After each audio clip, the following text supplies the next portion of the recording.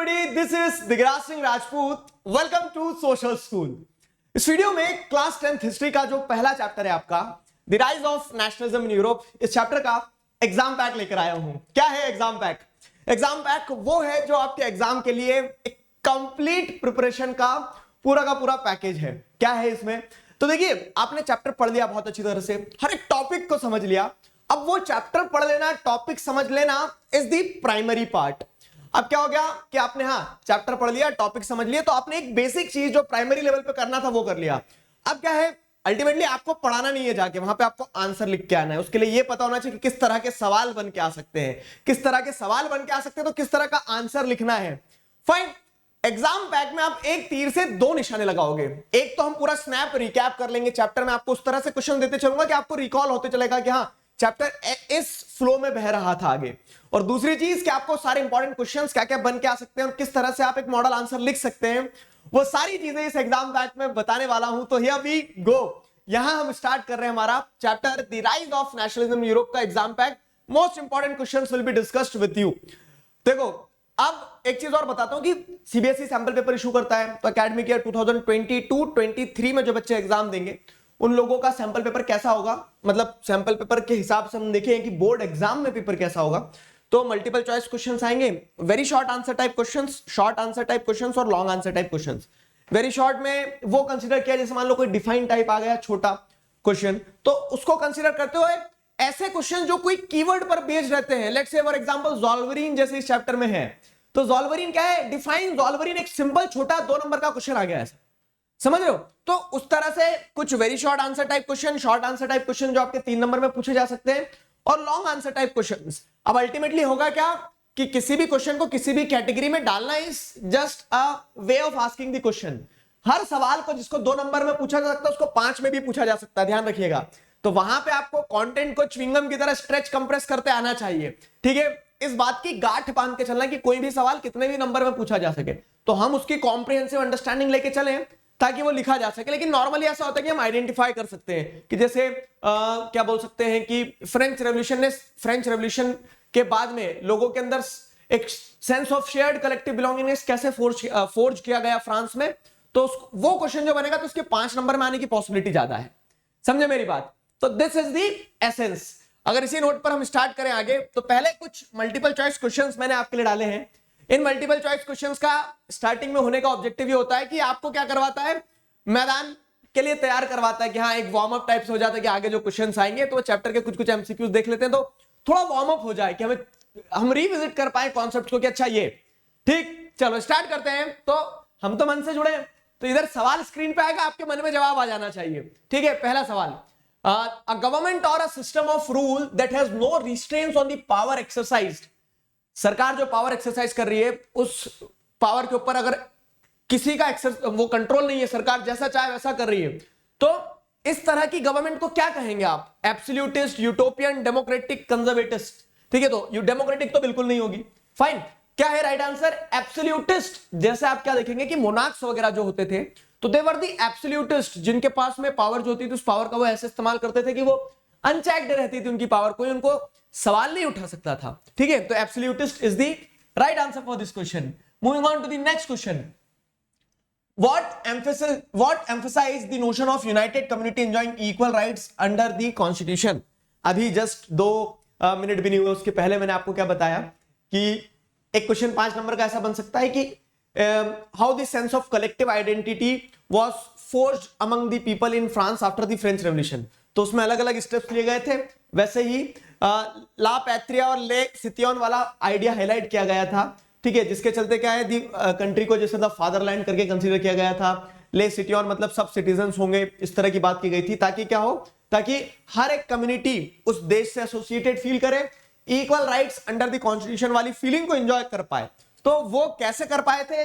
When they address their country with the words such as la patria and le citoyen. ठीक है, तो French people in common, French flag, France under monarchy. तो these are not the right answer. सही answer जो आपका ए वाला है. समझ में आया?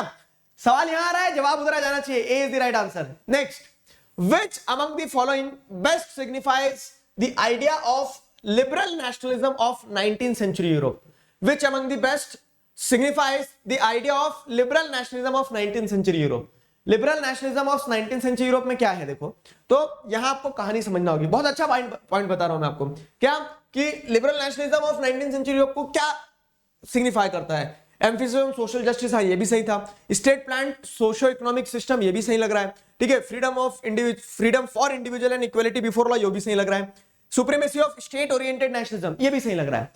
ऐसे क्वेश्चन जब आएंगे ना, मैं आपको एक टाइप ऑफ क्वेश्चन बता रहा हूं कि जहां पे आपको सारे ऑप्शन सही लगे, तब आंख बंद करना और थोड़ा मन में रिकॉल करना कि एनसीईआरटी क्या कहती है। तो idea of liberal nationalism 19th century Europe को अगर कोई बेस्ट सिग्निफाई कर रहा है टर्म यहां पर, तो वो टर्म है freedom of individual and equality before law, कि हर इंडिविजुअल को आजादी है, हर इंडिविजुअल में इक्वालिटी हो। तो C is the right answer. समझ में आया? C is the right answer for this question. Clear हुआ? क्योंकि एज इट इज एनसीईआरटी ऐसा ही कह रही है। ये सारे भी सब कुछ आपको ऐसा लग रहा है कि हाँ ये भी तो अच्छे दिख रहे हैं, लिबरल नेशनलिज्म से जुड़ा हुआ कीवर्ड दिख रहा है, emphasis on justice, state part, socio economic system, लेकिन the most appropriate and the right answer for this question is option C. समझ में आया? नेक्स्ट क्वेश्चन, अगला क्वेश्चन देखो क्या है। अगला क्वेश्चन है Vienna of Congress was convened in 1815 for what purpose. Treaty of Vienna जो साइन हुई थी, ये जो मीटिंग होती है, ड्यूक चांसलर का नाम क्या था, ऑस्ट्रियन ड्यूक चांसलर जो थे मेटरनिक, ठीक है, और ऑस्ट्रियन चांसलर जो थे ड्यूक मेटरनिक, इनके सानिध्य में मीटिंग होती है पूरी, सारे कंजर्वेटिव्स जो हैं, तो जो जीतने वाली कंट्रीज थी। मतलब अब क्या हो रहा है कि एक सवाल यहां आ रहा था, उस एक सवाल से देखो एक बहुत सही अप्रोच मैं आपको बताता हूं। बहुत सारे बच्चे बोलते हैं कि सर हम भूल जाते हैं, हमें उतना याद नहीं रह पाता है। तो याद करेंगे हम भूल जाएंगे, ठीक है। हम में से कोई भी चिट्टी रोबोट नहीं है, हम सबकी लिमिटेशन होती है ह्यूमन माइंड की। लेकिन एक टेक्निक ये है कि आप सारे टॉपिक्स को आपस में कनेक्ट करके चलो। तो अब ट्रीटी ऑफ वियना सुनते से मुझे क्या ध्यान आ रहा है, ट्रीटी ऑफ वियना सुनते से मुझे अलग अलग चीज ध्यान आ रही है कि हाँ नेपोलियन को हराया था, पर्व कंट्रीज थी। पर्व मतलब क्या है, पर्व यानी कि वो शॉर्ट फॉर्म हो गया, तो प्रुशिया, रशिया, ब्रिटेन, ऑस्ट्रिया, इन सब ने हराया था। ऑस्ट्रिया के जो ड्यूक थे मेटरनिक, चांसलर जो थे ड्यूक मेटरनिक, ठीक है, उन्होंने इस ट्रीटी ऑफ वियना को लीड किया था, क्योंकि उनके देश में तो जिसका बैट होता है वही पहले बैटिंग लेता है, ठीक है। तो उन्होंने लीड किया, इस तरह से पूरी कहानी रिकॉल हो गई। समझ में आया मेरा पॉइंट? तो हमेशा आपको ये चीज ध्यान रखना है कि जब भी आपके सामने कोई भी एक टॉपिक आता है, तो उसको आप क्या करोगे, उसको कनेक्ट करोगे, एक न्यूरल कनेक्शन डेवलप करोगे with other topics associated with it, and this will help you remember things easily. रटना नहीं पड़ेगा, फिर आप कनेक्ट कर पाओगे, पैटर्न ड्रॉ आउट कर पाओगे, आपके माइंड को आप फैसिलिटेट कर रहे हो कि चीजें संभाल लेना दोस्त, ठीक है, उस तरह से ऐसा। तो अब आती बात यहां पे कि कांग्रेस की जो वियना कांग्रेस जो हुई थी, जो ट्रीटी ऑफ वियना हुई थी साइन 1815 में, तो उसका ऑब्जेक्टिव क्या था, पर्पस क्या था?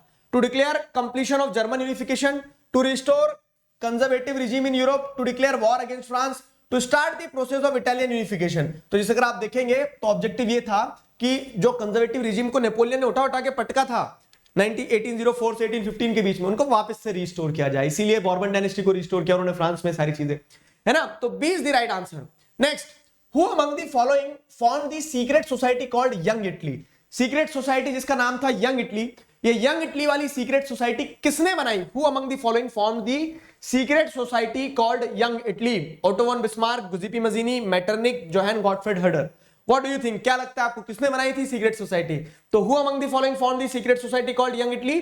तो यहां पे जैसे अगर आप देखेंगे तो रेवोल्यूशनरी थे गुजिपी मजीनी, ध्यान आया, ठीक है। गुजिपी मजीनी ने सारे सीक्रेट सोसाइटीज वगैरह, यंग इटली, यंग यूरोप, ध्यान आ रहा है, ये सारा काम किया था। He was considered as the dangerous greatest enemy of our social order. This statement was said by whom in context of गुजिपी मजीनी? ये आपको कमेंट सेक्शन में बताना है, ठीक है। एक होमवर्क देता हूं कमेंट सेक्शन वाला कि ये स्टेटमेंट कि गुजिपी मजीनी is considered as the greatest enemy of our social order, this statement was said by whom for गुजिपी मजीनी? ये आप बताइएगा कमेंट सेक्शन में। क्लियर हुआ? Next, when France sneezes the rest of the Europe catches cold, who among the following said this popular line? और ये आदमी जो बोल रहा है, ये बहुत बोल रहा है, अलग अलग स्टेटमेंट सब इसी ने बोले हैं। And who was this person? तो Duke Metternich. Duke Metternich is the right answer. अगला सवाल, असर्शन रीजन में, the growth of revolutionary nationalism in Europe sparked off a struggle for independence amongst the Greeks which began in 1821। Point समझ में आया क्या है कि असर्शन दिया गया है कि growth of revolutionary nationalism in Europe sparked off struggle for independence among the Greeks which began in 1821। Assertion सही है, सही है। और क्यों जो ग्रीक्स थे, ग्रीस कंट्री के जो सिटीजन थे और ऑल ओवर द यूरोप, उस ग्रीस के लिए सिंपैथी क्यों हो गई थी? क्योंकि Greece was suffering under the subjugation of Ottoman Empire. तो असर्शन भी सही है, रीजन भी सही है, reason is the correct explanation of assertion. समझ में आया? तो both A and R are true and R is the correct explanation of A, तो A is the right answer. Next, ये शुरुआत में एमसीक्यू डालने का ऑब्जेक्टिव ये होता है कि आपका एक वार्म अप हो जाए, चैप्टर पूरा रिकॉल कर लो आप, तो फटाफट आंसर खुद मन में लाया करो पहले। Romantic philosopher who celebrated national struggles by turning folk dance like polonaise and mazurka into nationalist symbol. ठीक है, तो रोमांटिसिज्म वाला टॉपिक है आपकी बुक में, ध्यान करो। रोमांटिसिज्म, जोहान गॉटफ्रेड हर्डर, रीजन और साइंस को एक तरफ हटाते हुए इंट्यूशंस पे, इमोशंस पे, मिस्टिकल फीलिंग्स पे फोकस किया जाए। ठीक है, और उससे क्या है, लोगों का जो ट्रू नेशन जो है वो लोगों के कल्चर में मिलेगा, कल्चर में लैंग्वेज, ठीक है, फोक डांस, इन सारी चीजों का इस्तेमाल किया जाता। तो वैसे ही क्या आप देख रहे हैं कि एक इंसान थे जिन्होंने पोलेनेस और मजरूका तरह के डांस फॉर्म जो है, ठीक है, इनको क्या किया, इनको नेशनलिस्ट सिंबल बनाया। कौन थे वो व्यक्ति? तो वो व्यक्ति थे कैरोल कुरपिंस्की। ठीक है, A is the right answer. Karol Kurpinski is the right answer for this question. जैसे जोहान गॉटफ्रेड हर्डर भी लिखा है ऑप्शन में, तो क्लिक होना चाहिए। इन्होंने तो दास वॉल्क का, ठीक है, जर्मन कल्चर की बात करी थी, जर्मनी को यूनिफाई करने के लिए जर्मन कल्चर की बात करी थी, ये जोहान गॉटफ्रेड हर्डर थे। समझ में आया? चलो next, serfdom and bonded labour were abolished in Habsburg dominion and Russia. सही बात है।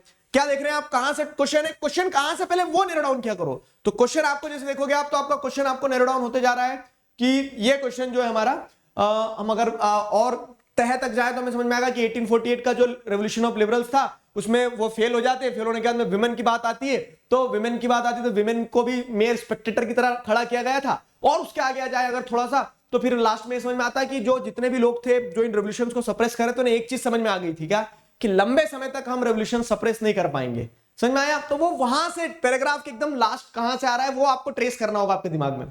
फिर क्या है, स्टेटमेंट देखो कि serfdom and bonded labour were abolished in Habsburg dominion and Russia. बात तो सही है, assertion is true. Monarchs, reason क्या दिया गया, monarchs has realised that revolution could be resisted only by granting concession to liberal nationalist rebels. ठीक है, तो रीजन क्या दिया गया कि मोनार्क्स जो थे उन्हें ऐसा समझ में आ गया था कि रेवोल्यूशन को वो कभी, मतलब ये सर्फडम और बाउंडेड लेबर को अबॉलिश करने के पीछे का ऑब्जेक्टिव ये था क्योंकि मोनार्क्स वगैरह जो थे उन्हें समझ में आ गया है कि अब ज्यादा समय तक हम क्या कर पाएंगे, रोक नहीं पाएंगे, रेवोल्यूशनरीज बड़े हो रहे हैं, तो उनको कंसेशन देना बहुत ज्यादा जरूरी है। ठीक है, तो मोनार्क्स ने रियलाइज कर लिया था। तो असर्शन भी सही है और इसी असर्शन को सपोर्ट कर रहा है रीजन, सर्फडम और बॉन्डेड लेबर इसीलिए अबॉलिश हुए थे क्योंकि मोनार्क्स को एहसास हो गया था कि ज्यादा समय तक रोक नहीं पाएंगे। तो both A and R are true and R is the correct explanation of A. Fine, आगे बढ़ते हैं एक और कदम। तो which one of the following statement is false regarding the Act of Union 1707? Act of Union 1707 क्या है? Act of Union 1707 की अगर हम बात करें तो यहां पे एक्ट ऑफ यूनियन 1707 में सिंपल सी चीज है। देखो, एक्ट ऑफ यूनियन 1707 के चलते आपको देखने को मिलता है कि हाँ, स्कॉटलैंड और ब्रिटेन जो है वो यूनिफाई होते हैं, सिंपल सी चीज। फाइन, उसके बाद में आयरलैंड बाद में यूनिफाई होगा। उसके पहले ब्रिटेन की पार्लियामेंट ने राजा से तो प्रोटेक्टोरेट कॉन्फ्लिक्ट के चलते पावर ले ली थी, तो पूरा यूनिफिकेशन ऑफ ब्रिटेन नजरों के सामने दौड़ गया हमारी। ठीक है, तो अब देखो क्या है, स्टेटमेंट इज फॉल्स रिगार्डिंग पता करना है, लेकिन हमें फॉल्स। तो it was an agreement between England and Scotland, सही बात है। Agreement between England and Ireland, तो ये गलत हो गया। यहाँ पे ऑप्शन सारे पढ़ना, कभी भी सही आंसर भी मिल जाए ना पहली बार में, तो भी ऐसा नहीं कि बस वहां विराम कर लिया हमने, ऑप्शन सारे पढ़ना। तो it resulted in the formation of United kingdom of great Britain.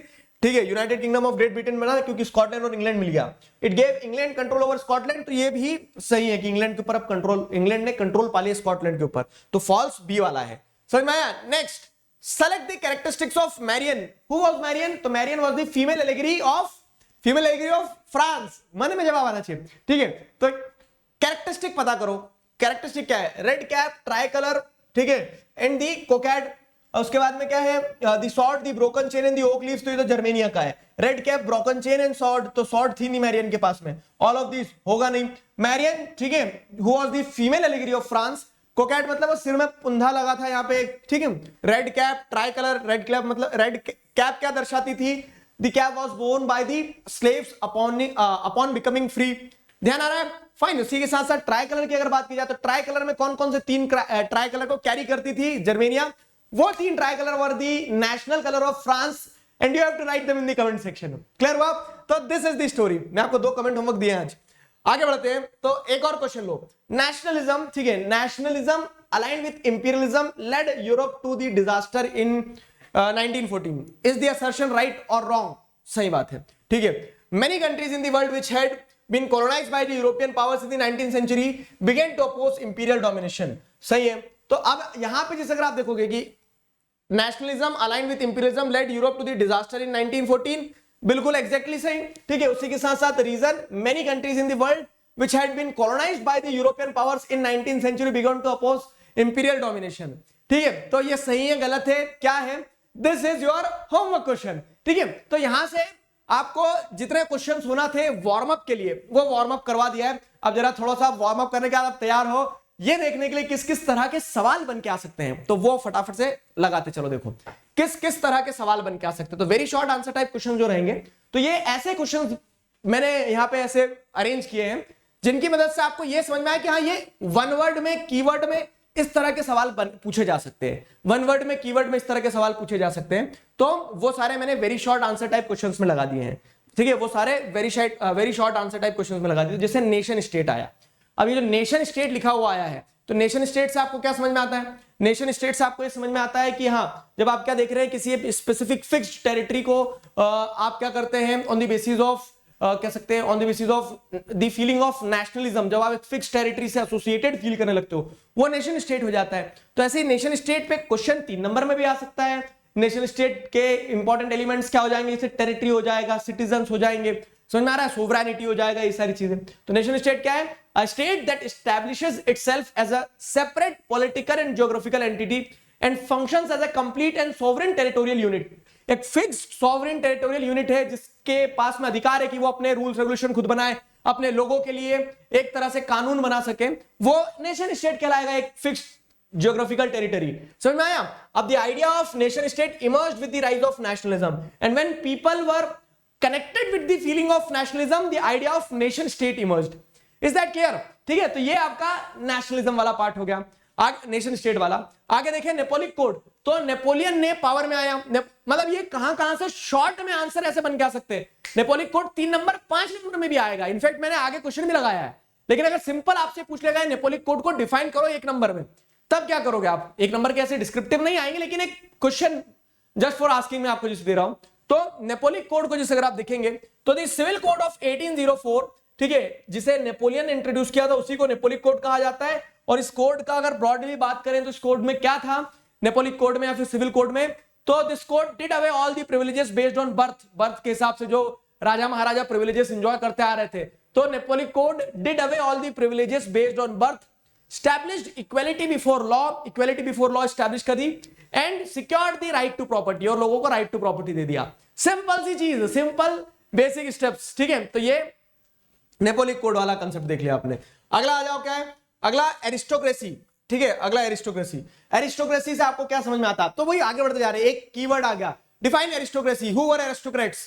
तो सोसाइटी का वो सेक्शन, वो क्लास जो कि आपस में कनेक्टेड थे, कैसे, मैरिज की टाइप, मतलब मैरिज के थ्रू कनेक्टेड थे, ठीक है। या फिर कह सकते हो कि जिनका क्लास स्टेटस एक जैसा था, जिनके पास बहुत बड़े बड़े स्टेट्स थे या टाउन हाउसेस उन्होंने ओन करके रखे थे, who spoke French for the purpose of diplomacy. तो ये सारे लोग जो एक क्लास थी, जो पैसे वाले थे, जो रूलर्स थे, ठीक है, रूलर्स के रिश्तेदार थे, वो एरिस्टोक्रेट्स कहलाए, ठीक है। तो क्या जाएगा, class of people who were socially and politically dominant, they were United by common way of life, owned states in the countryside and town houses, their families were connected by the ties of marriage and spoke French for diplomacy। ये कौन हो गए, ये आपके aristocrats हो गए, aristocracy वाला part. Simple सुनो मेरी बात, सारे नोट्स वगैरह आप सब कुछ टेलीग्राम चैनल पे बहुत आसानी से डाउनलोड कर सकते हो। अनअकैडमी का जो कम्युनिटी सेक्शन है वहां से भी टेलीग्राम चैनल है सोशल स्कूल, तो ये ज्वाइन कर लेना, सिर्फ सोशल स्कूल, ठीक है। क्लियर हुआ, तो एरिस्टोक्रेसी हो गया। उसके साथ साथ में आप जैसे देखोगे तो न्यू मिडिल क्लास। अब न्यू मिडिल क्लास की अगर हम बात करें तो न्यू मिडिल क्लास भी एक वैसी, जैसे एरिस्टोक्रेट्स थे यूरोप में इमर्ज हो रहे थे, वैसे न्यू मिडिल क्लास भी एक कैटेगरी थी। अब ये कौन थे, तो new middle class refer to the class और ग्रुप ऑफ पीपल, ठीक है, who gain prosperity in Europe with the overseas trade और इंडस्ट्रियलाइजेशन से, they were having the access to education। और इन्हीं लोगों ने एरिस्टोक्रेट्स के जो प्रिविलेजेस थे इनको क्वेश्चन करना स्टार्ट करा। समझ में आया। तो जैसे अगर न्यू मिडिल क्लास की बात करें तो न्यू मिडिल क्लास में क्या जाएगा, the emergence of new social group in Europe who earned their wealth through the expanding overseas trade and from the manufacturing of goods like woolen and textile is called the middle class। the new middle class people belonged to the third state and had access to education, and on the basis of that education only they brought revolution in the Europe, they brought revolution in the France. समझ में आया? तो ये aristocracy, new middle class, ये short में इस तरह से अलग अलग categories, romanticist, aristocrats, liberals, new middle class, fine, conservatives, ये अगला क्वेश्चन कंजर्वेटिव्स पे है, ठीक है। तो बहुत सारे ऐसे अलग अलग सवाल बन सकते हैं, जैसे लिबरल्स आ गया, ज़ोल्वरिन आ गया, ये सारा सब कुछ ऐसे शॉर्ट में क्वेश्चंस बन सकते हैं, ठीक है, तो उन्हें ध्यान रखना। अब जैसे आपने न्यू मिडिल क्लास देख लिया, एरिस्टोक्रेट्स देख लिया, तो वैसे ही क्या है, new middle class was influenced by the idea of liberalism. अब सिंपल लिबरलिज्म, पॉलिटिकल लिबरलिज्म है, इकोनॉमिक लिबरलिज्म है, और उस लिबरलिज्म ने नेशनलिज्म को कैसे प्रमोट किया, तरह तरह के सवाल बनेंगे। लेकिन अगर सिंपल आपसे शॉर्ट में पूछा जाए कि लिबरलिज्म बता दो, तो लिबरलिज्म वाज एन आइडियोलॉजी, ठीक है, आईएज्म लगा, आइडियोलॉजी सिंपल लिख सकते हो जहां आईएज्म हो, ठीक है, ideology which was based on the government, which was based on the principles that government should be by consent, ठीक है, and there should be equality of law for all. इस तरह की जो फिलोसफी की बात करती है पॉलिटिकल इकोनॉमिक स्फीयर में, वो लिबरलिज्म हो गया, ठीक है। Those who believed in this idea were known as liberals, simple सी चीज है। तो अगर 2 नंबर का क्वेश्चन आ रहा है आपका, तो उसको 2 पॉइंट में लिखना है आपको, तो इस तरह से 2 आइडियाज पिच करना रहेंगे। तो it means freedom of equality before law, it included end of aristocracy and clerical privileges, it meant representative government through parliament, in the economic sphere it included freedom of market and the end of restrictions on goods. This is liberalism. This is very simple and very clear liberalism. समझ में आया liberalism क्या है? तो ये liberalism हो गया आपका। आगे बढ़ते हैं, ज़ोल्वरिन। ज़ोल्वरिन क्या है आप देखो, ये liberalism हुआ, liberalism के बाद में ज़ोल्वरिन। ज़ोल्वरिन की अगर बात करें तो ज़ोल्वरिन was a custom union in 1834. A custom union or ज़ोल्वरिन was formed at the initiative of Prussia. The union abolished the tariff barriers and reduced the number of currencies from over 30 to only 2. ठीक है, ज़ोल्वरिन क्या था, तो जैसे आप देखेंगे वही liberalism की लहर में इकोनॉमिक लिबरलिज्म की भी बात आई कि स्टेट इंपोज रिस्ट्रिक्शंस ना हो मार्केट में, फ्रीडम ऑफ कह सकते हैं एक्सचेंज ऑफ गुड्स हो, ट्रेड आसानी से हो सके, और उसी के चलते प्रूशिया के इनिशिएटिव पे एक ज़ोल्वरिन बनाया गया। ज़ोल्वरिन क्या है, कस्टम यूनियन था, ये लिख दिया, 1834 में formed at the initiative of Prussia. और इस कस्टम यूनियन में हुआ क्या कि नंबर ऑफ करेंसीज को 30 से 2 कर दिया ताकि फैसिलिटेट हो पाए आसानी से चीजें। साथ ही साथ क्या, जितने भी टैरिफ बैरियर्स, टैक्स वगैरह लगाए जाते थे वो सब अबॉलिश कर दिए। ये आपको आंसर परोस के दे दिया मैंने थाली में, ज़ोल्वरिन, ठीक है। ज़ोल्वरिन के बाद में एक और कदम आगे बढ़ते हैं, कंजर्वेटिज्म। कंजर्वेटिज्म से क्या समझ में आता है, तो जैसे लिबरल्स पढ़ा, जैसे एरिस्टोक्रेट्स पढ़े, वैसे ही कंजर्वेटिज्म या फिर कंजर्वेटिव्स कौन थे, so all those who believed in the idea of traditional institutions like monarchy and all, ठीक है, जो चेंज को रेजिस्ट करते थे, चेंज बोलते थे कि चेंज अगर आए तो स्लोली आए, ग्रेजुअली आए, वो कंजर्वेटिव्स हो गए, ठीक है। तो conservatism is a cultural and social political philosophy, आईएज्म फिलोसफी, आंख बंद करके लिख देना कि आईएज्म जहां लगा है वहां फिलोसफी है, ठीक है। तो conservatism is a cultural and social and political philosophy that seeks to promote and to preserve traditional social institutions and practices. They preferred gradual development than quick change and their past to be respected, ठीक है। ये conservatism का basic idea था, basic essence था, समझ में आया। Revolutionaries, अब रेवोल्यूशनरीज की अगर हम बात करें तो revolutionary was one committed to oppose monarchial form and to fight the liberty and freedom. Most of these revolutionaries also saw the creation of nation state as a necessary part of this struggle for freedom, raised voice for change and at times used violence. तो ये point अब आपको ध्यान रखना होगा। Revolutionaries कौन थे, तो जैसे कंजर्वेटिज्म, मतलब नेपोलियन के हार के बाद में कंजर्वेटिज्म राइज पे थी यूरोप में, रिकॉल करो। इस सीरीज का एग्जाम पैक का ऑब्जेक्टिव सिर्फ ये नहीं होता कि हाँ क्वेश्चन लिखा, आंसर पढ़ के मैं आपको बता दिया।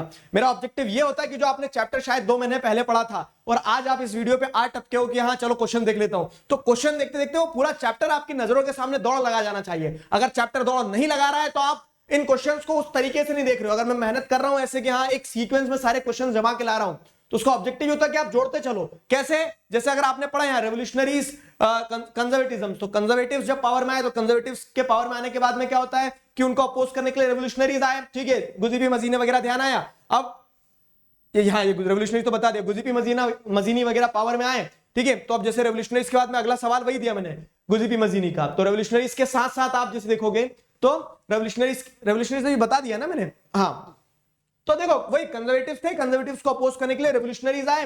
रेवोल्यूशनरीज कौन थे, तो revolutionary was one committed to oppose monarchial form and to fight the liberty and freedom. तो कंजर्वेटिव ऑर्डर जो आया था पावर में वापस नेपोलियन को हराने के बाद में, ठीक है, तो उन लोगों को अपोज करने के लिए जो लोग आवाज उठाते हैं वो रेवोल्यूशनरीज कहलाए। Most of these revolutionaries also saw the creation of nation state, ठीक है, और जो रेवोल्यूशनरीज थे तो वो किस चीज की बात करते थे कि नेशन स्टेट बने, ठीक है। देवर नेशनलिस्ट आल्सो, वो चाहते थे कि राष्ट्र उनका संगठित हो, तो इसी के चलते रेवोल्यूशनरीज जो थे they also believed in the creation of nation state as a necessary part of this struggle for freedom.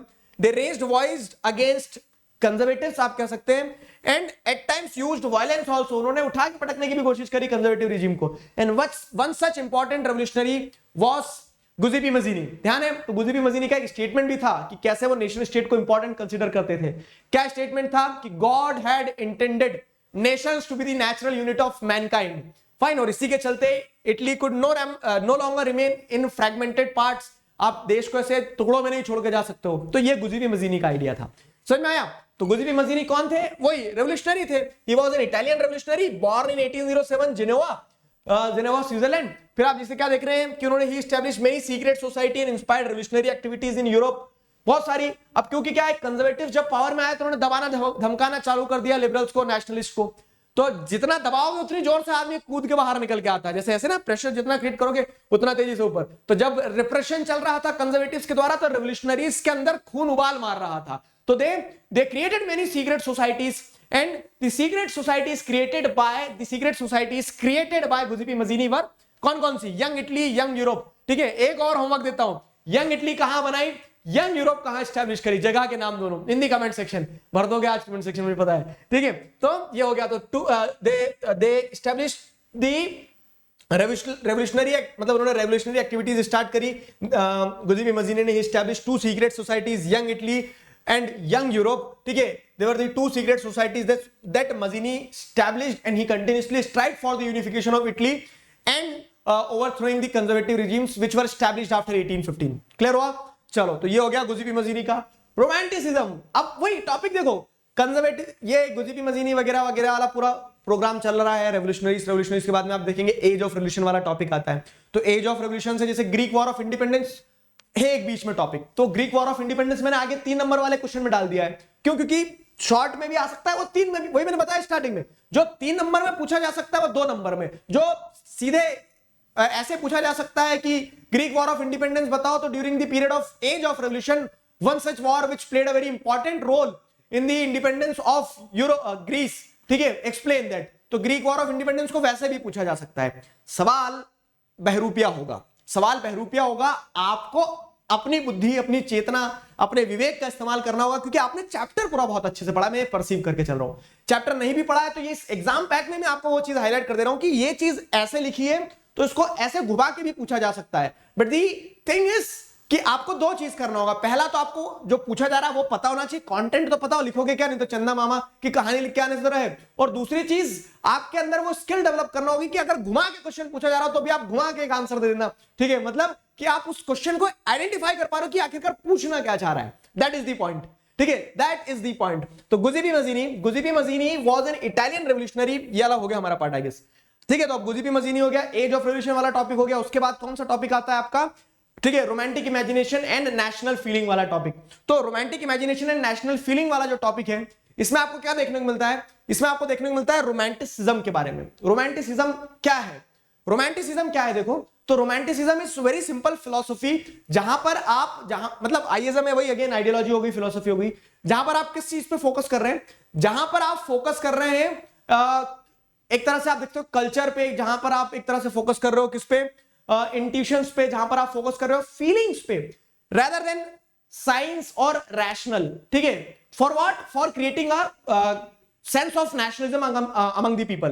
तो लोगों के अंदर एक राष्ट्र प्रेम डेवलप करने के लिए आप कल्चर का इस्तेमाल कर रहे हो, आप इमोशंस का इस्तेमाल कर रहे हो, फोक डांस, फोक कल्चर का इस्तेमाल कर रहे हो, दैट इज रोमांटिसिज्म। सिंपल सी चीज है। इस पे रोमांटिसिज्म पे आगे 3 नंबर में भी क्वेश्चन लगाया मैंने, 5 में भी लगाया। तो वही है कि एक टॉपिक किसी भी कंटेक्स्ट में 2 में पूछ लिया, 3 में पूछ लिया, 5 में पूछ लिया, ना पूछा, लेकिन हम तैयारी तो करके चले, तो वो अप्रोच दिमाग में बैठा के रखना अपनी, ठीक है। रोमांटिसिज्म तो cultural movement that rejected science and reason and focused on institutions नहीं आ गया, इंट्यूशंस आएगा, इंट्यूशंस एंड इमोशंस, ठीक है। तो एक कल्चरल मूवमेंट जो इंट्यूशंस पे और किस चीज पे फोकस कर रहा है, इमोशंस पे फोकस कर रहा है, वो क्या कहलाएगा, रोमांटिसिज्म कहलाएगा। वो मूवमेंट रोमांटिसिज्म कहलाएगा।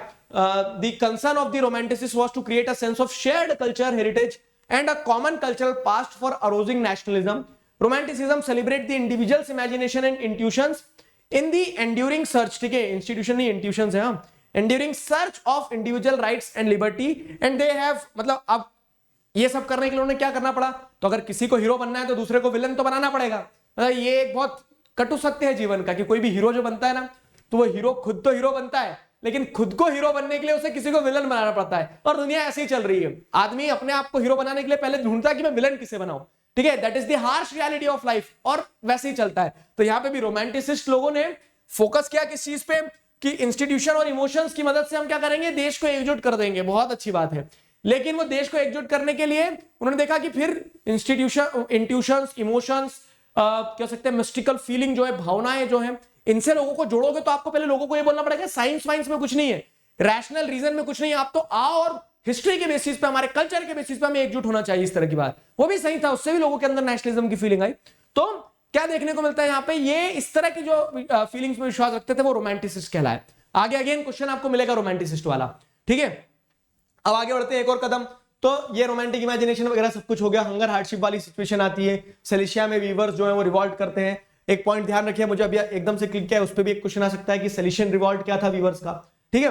तो जैसे वो हो गया, फिर उसके बाद आगे बढ़ते हैं हम। क्या उसके बाद आप जैसे देखोगे तो ये जो 1848 वाला टाइम पीरियड रहता है, कहानी रिकॉल करते चलो। 1848 वाले टाइम पीरियड में क्या होता है कि जो मोनार्की स्टैब्लिश हुई थी कहां पे, 1830 में, 1815 में सॉरी, जो मोनार्की स्टैब्लिश हुई थी कहां, ट्रीटी ऑफ वियना के चलते बॉर्बन डायनेस्टी को फ्रांस में वापस से रिस्टोर कर दिया गया था। Louis Philippe was made the head of France.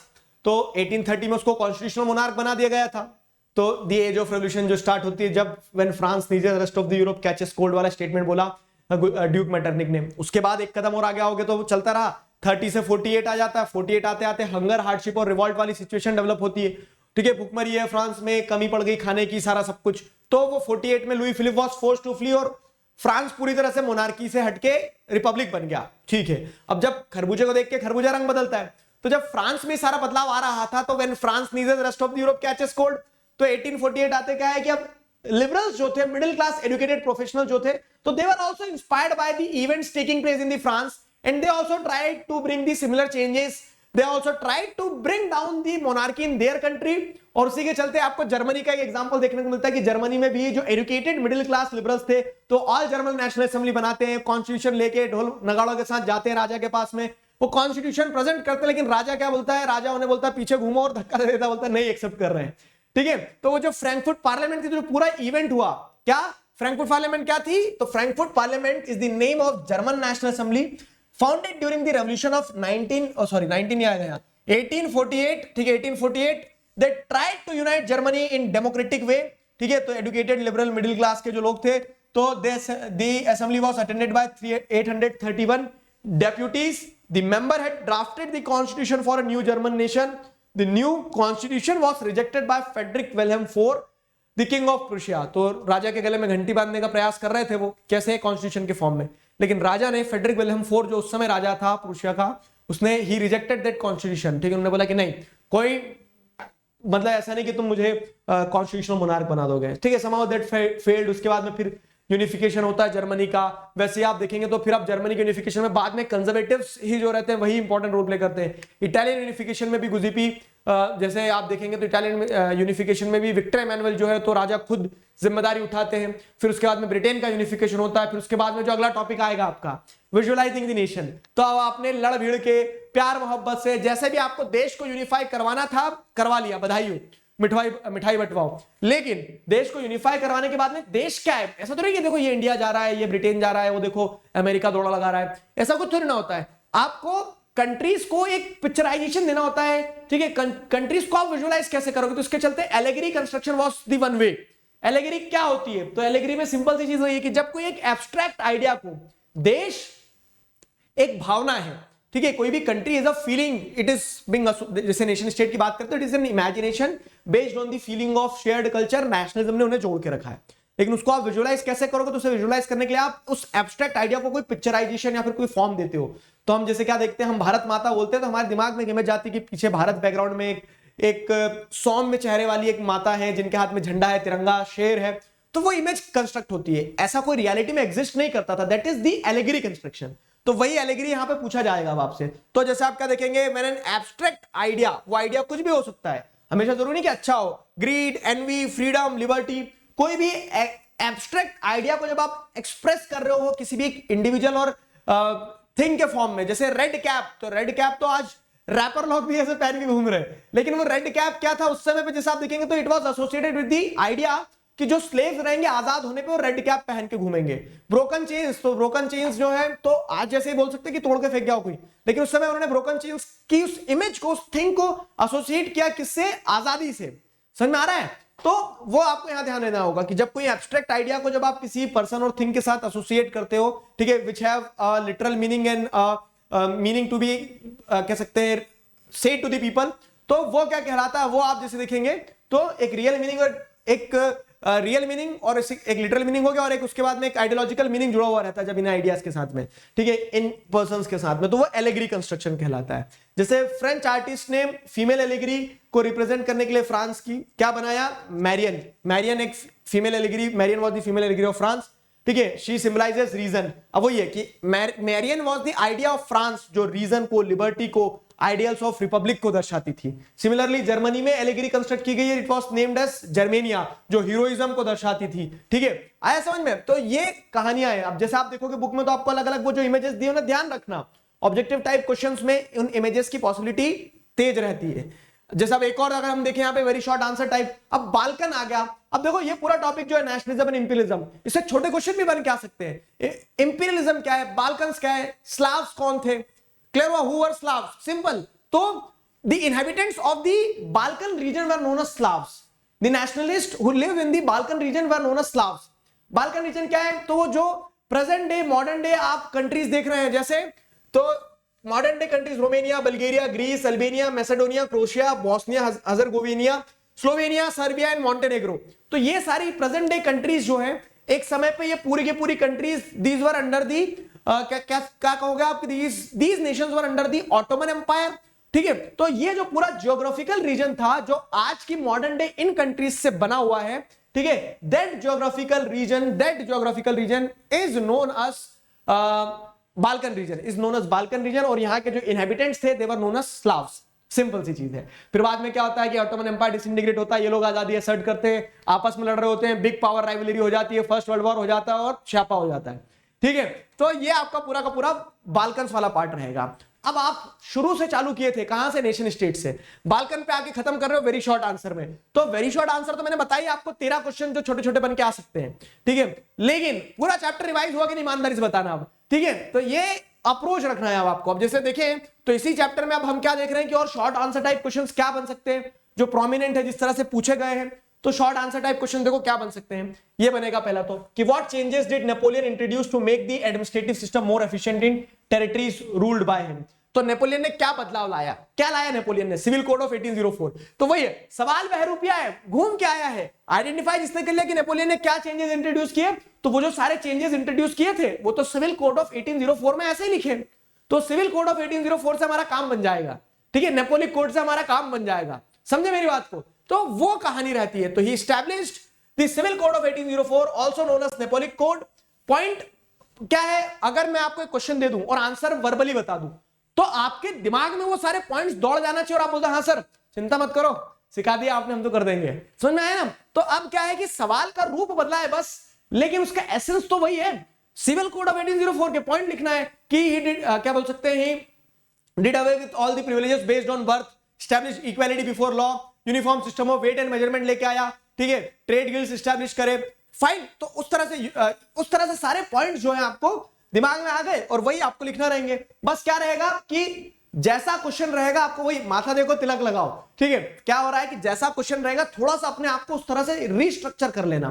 कैसे कि क्वेश्चन ये पूछ रहा what changes did Napoleon introduce, तो आप ऐसे स्टार्ट करना कि Napoleon after coming in power, ठीक है, he introduced many changes in the administrative system due to which it became more efficient over the territories where he ruled, ठीक है, and the changes are given below. तो आपने introduction में थोड़ा सा वो ये कि जैसा सवाल पूछ रहा है उस तरह से आपने, if you are in Rome do as the Romans do, तो if you have been asked this type of question answer in this way only. और अंदर कंटेंट जो तो आपको पता है 1804 का ही सारे प्रोविजंस जाना है, धड़ाधड़ लिख देंगे, है कि नहीं?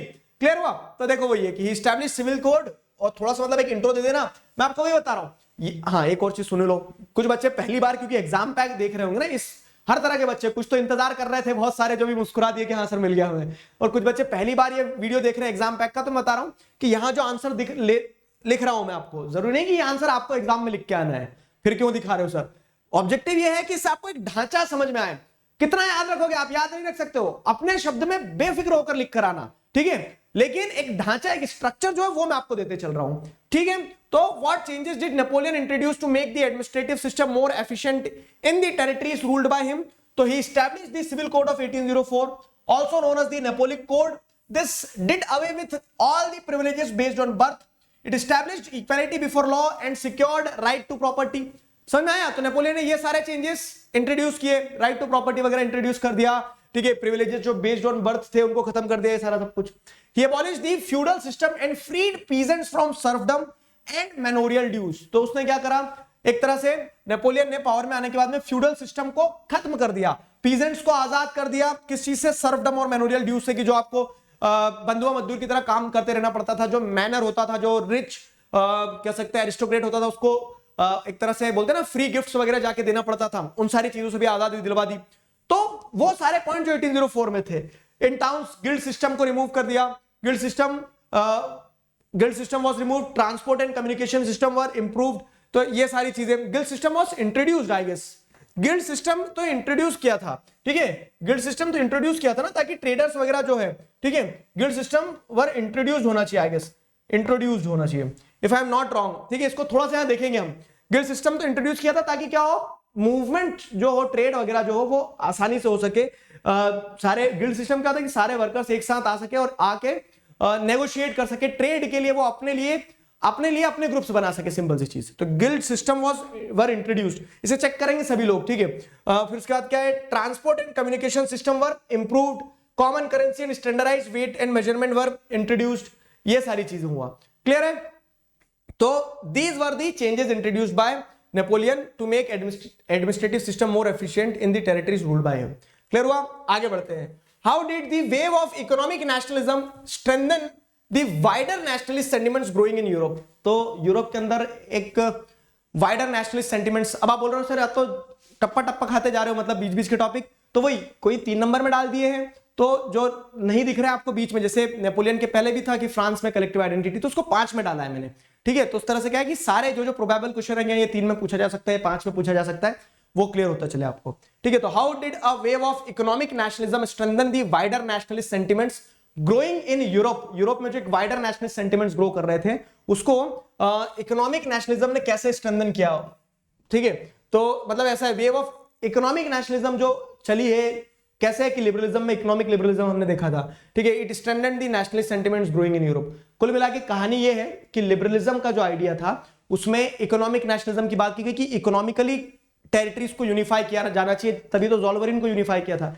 तो उससे नेशनलिस्ट सेंटिमेंट्स कैसे ग्रो हो गए कि लोगों को समझ में आ गया कि जब इकोनॉमिकली हमें बेनिफिट हो रहा है तो साथ में ही रहे ना हम, ऐसा, ठीक है, साथ में ही रहे ना हम. तो जैसे अगर हम यहां देखें तो फ्रीडम ऑफ मार्केट मतलब पॉइंट ऐसे लिखना है कि freedom of market was the part of economic nationalism, कि अनरिस्ट्रिक्टेड तरीके से गुड्स मूव हो सके, एक जगह से दूसरी जगह ट्रेड किया जा सके आसानी से, ठीक है. And the end of state imposed restrictions on the movement of goods and capital. और जब मूवमेंट जो है गुड्स और कैपिटल का वो बिना किसी रिस्ट्रिक्शन के हो पाएगा, तो उससे क्या होगा, उससे जैसे अगर आप देखेंगे तो बेटर इंटीग्रेशन होगा, बेटर ग्रोथ होगी. So these were the points which were somewhere और the others helping in the growth of sentiments, ठीक है. इकोनॉमिक सेंटिमेंट्स जो है वो नेशनलिस्ट सेंटिमेंट्स को ग्रो करने में मदद कर रहे थे. उसी के बेसिस पे जैसे ज़ोल्वरिन को बनाया गया था at the initiative of Prussia in 1834, आगे भी पढ़ा हमने, ठीक है. A network of railways led to the greater mobility and give impetus to the national unity. Railways वगैरह जब और डेवलप हुई तो और कंट्री कनेक्टेड महसूस होने लगी. तो वो economic nationalism gave birth to the nationalist sentiments, जिसके चलते कंट्री जो है नेशन स्टेट की तरफ और प्रोग्रेसिवली बढ़ने लगी. समझ में आया? तो देखो क्या है, टॉपिक आपका लिबरलिज्म था एक, ठीक है, what does liberalism stood for, उसमें पॉलिटिकल लिबरलिज्म भी है, इकोनॉमिक लिबरलिज्म भी है। तो इकोनॉमिक लिबरलिज्म का स्पेसिफिकली पूछ लिया यहां पे। इन जनरल 5 नंबर में एक क्वेश्चन ने डाला जो आपसे ये पूछ लेगा सिंपल कि पूरा लिबरलिज्म का आइडिया बताओ, तो उसमें पॉलिटिकल और इकोनॉमिक दोनों जाएगा, समझे, उसमें पॉलिटिकल और इकोनॉमिक दोनों जाएगा। तो वही माथा देखो तिलक लगाओ, तो जैसा क्वेश्चन आ रहा है उस तरीके से आपको खेल जाना है, ठीक है, खिलाड़ी तो है तुम लोग। फाइन, ये हो गया। Right a note on the Greek war of independence. अब जैसे अगर आप देखेंगे तो ये पूरा एपिसोड जो रहा, पूरा एपिसोड मतलब क्या है कि लिबरलिज्म वगैरह की बात हो गई, फिर कंजर्वेटिव्स वगैरह पावर में, ये सारा सब कुछ उसी बीच में। जैसे अगर आप देखोगे तो क्या होता है, ग्रीक वॉर ऑफ इंडिपेंडेंस की बात आ रही है यहाँ पे। ग्रीक वॉर ऑफ इंडिपेंडेंस का एक सवाल जो है, ये वही एज ऑफ रेवोल्यूशन में मैंने जैसे बताया, एज ऑफ रेवोल्यूशन में ग्रीक वॉर ऑफ इंडिपेंडेंस पे क्वेश्चन बन के आ सकता है आपको। ट्रीटी ऑफ वियना पे भी क्वेश्चन आ सकता है। तो आगे और भी क्वेश्चन है बीच बीच के जो टॉपिक्स हैं जो 5 नंबर में बन सकते हैं। ग्रीक वॉर ऑफ इंडिपेंडेंस क्या था, शॉर्ट में ऐसे क्वेश्चन अगर इंटरनल आते हैं तो ग्रीक वॉर ऑफ इंडिपेंडेंस मतलब सिंपल सा उन्होंने पूछा है कि ग्रीस की आजादी कैसे मिली ग्रीस को, ठीक है।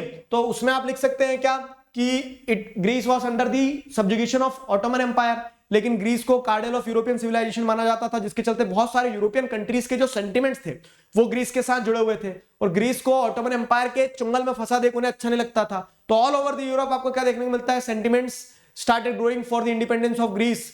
लड़ाई होती है, ट्रीटी ऑफ कॉन्स्टेंटिनोपल के चलते क्या होता है कि ग्रीस को इंडिपेंडेंट कंट्री डिक्लेयर कर दिया जाता है। तो वही पूरी कहानी जो उस पैराग्राफ में आपको एज ऑफ रेवोल्यूशन में लास्ट वाले पैराग्राफ में मिलेगी, ठीक है। तो Greek war of independence, Greek War of Independence of 1821 was successful war waged for the independence of Greece, which had been the part of Ottoman Empire since 15th century.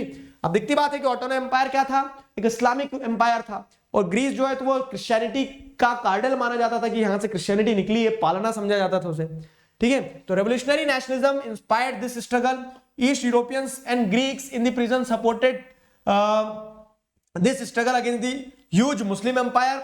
Greek poets and artist, Lord Byron का नाम ध्यान रखना यहाँ पे, जैसे objective में आ जाता है कि इंग्लिश पोएट जो ग्रीस इंडिपेंडेंस के लिए अपनी जान गवा बैठे, कैसे, बुखार में।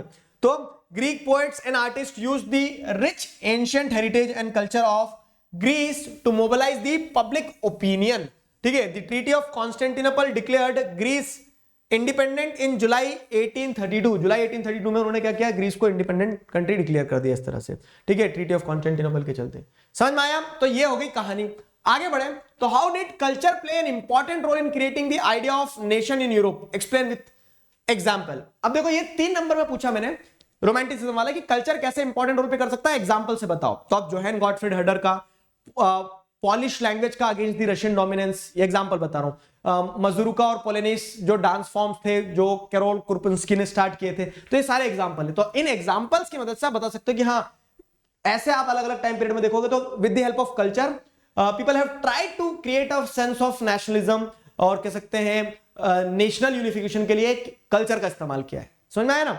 तो वही सिंपल लिखना है कि रोमांटिसिज्म कल्चरल मूवमेंट था जो एक पर्टिकुलर नेशनलिस्ट फॉर्म में नेशनलिस्ट सेंटिमेंट्स को ग्रो करवा रहा है।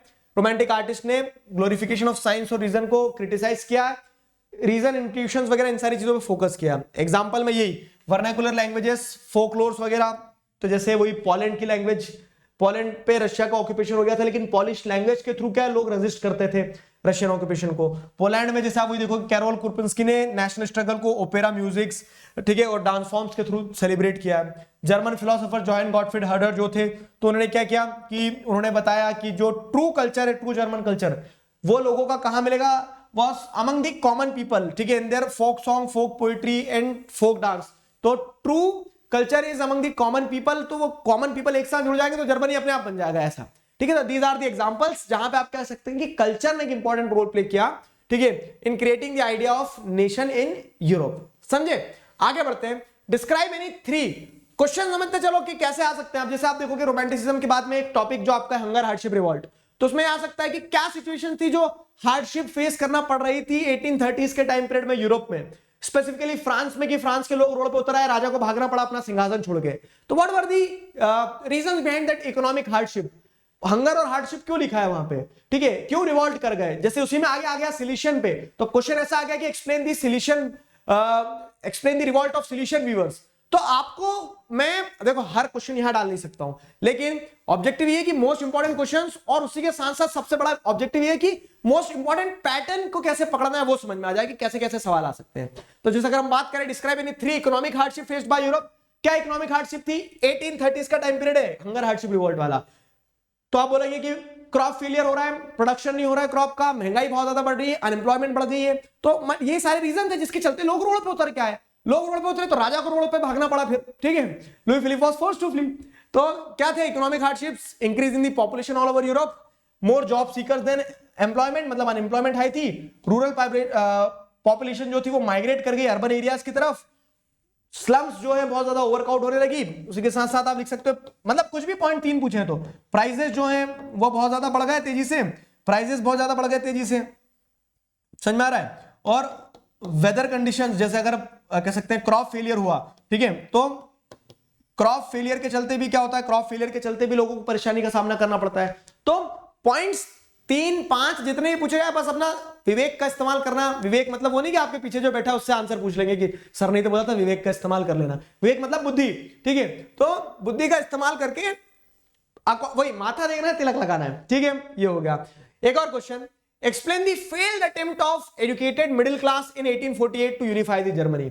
अब क्या हो रहा है, ये वही मैंने आपको जैसे पहले भी बताया कि खरबूजे को देख के खरबूजा रंग बदलता है। उन्होंने देखा कि यार फ्रांस में तो बहुत जबरदस्त तरीके से रेवोल्यूशन हुआ, सब बदल दिया, तो उसी के चलते क्या होता है, यूरोप के दूसरे पार्ट्स में भी, दूसरी कंट्रीज में भी रेवोल्यूशन की डिमांड होती है, बात होती है। तो explain the failed attempt of educated middle class, तो 1848 में ही जो एजुकेटेड मिडिल क्लास थे जर्मनी में, they also tried to bring change in their country, की मोनार्की को हटा दिया जाए, तो लेकिन वो सक्सेसफुल नहीं हो पाए।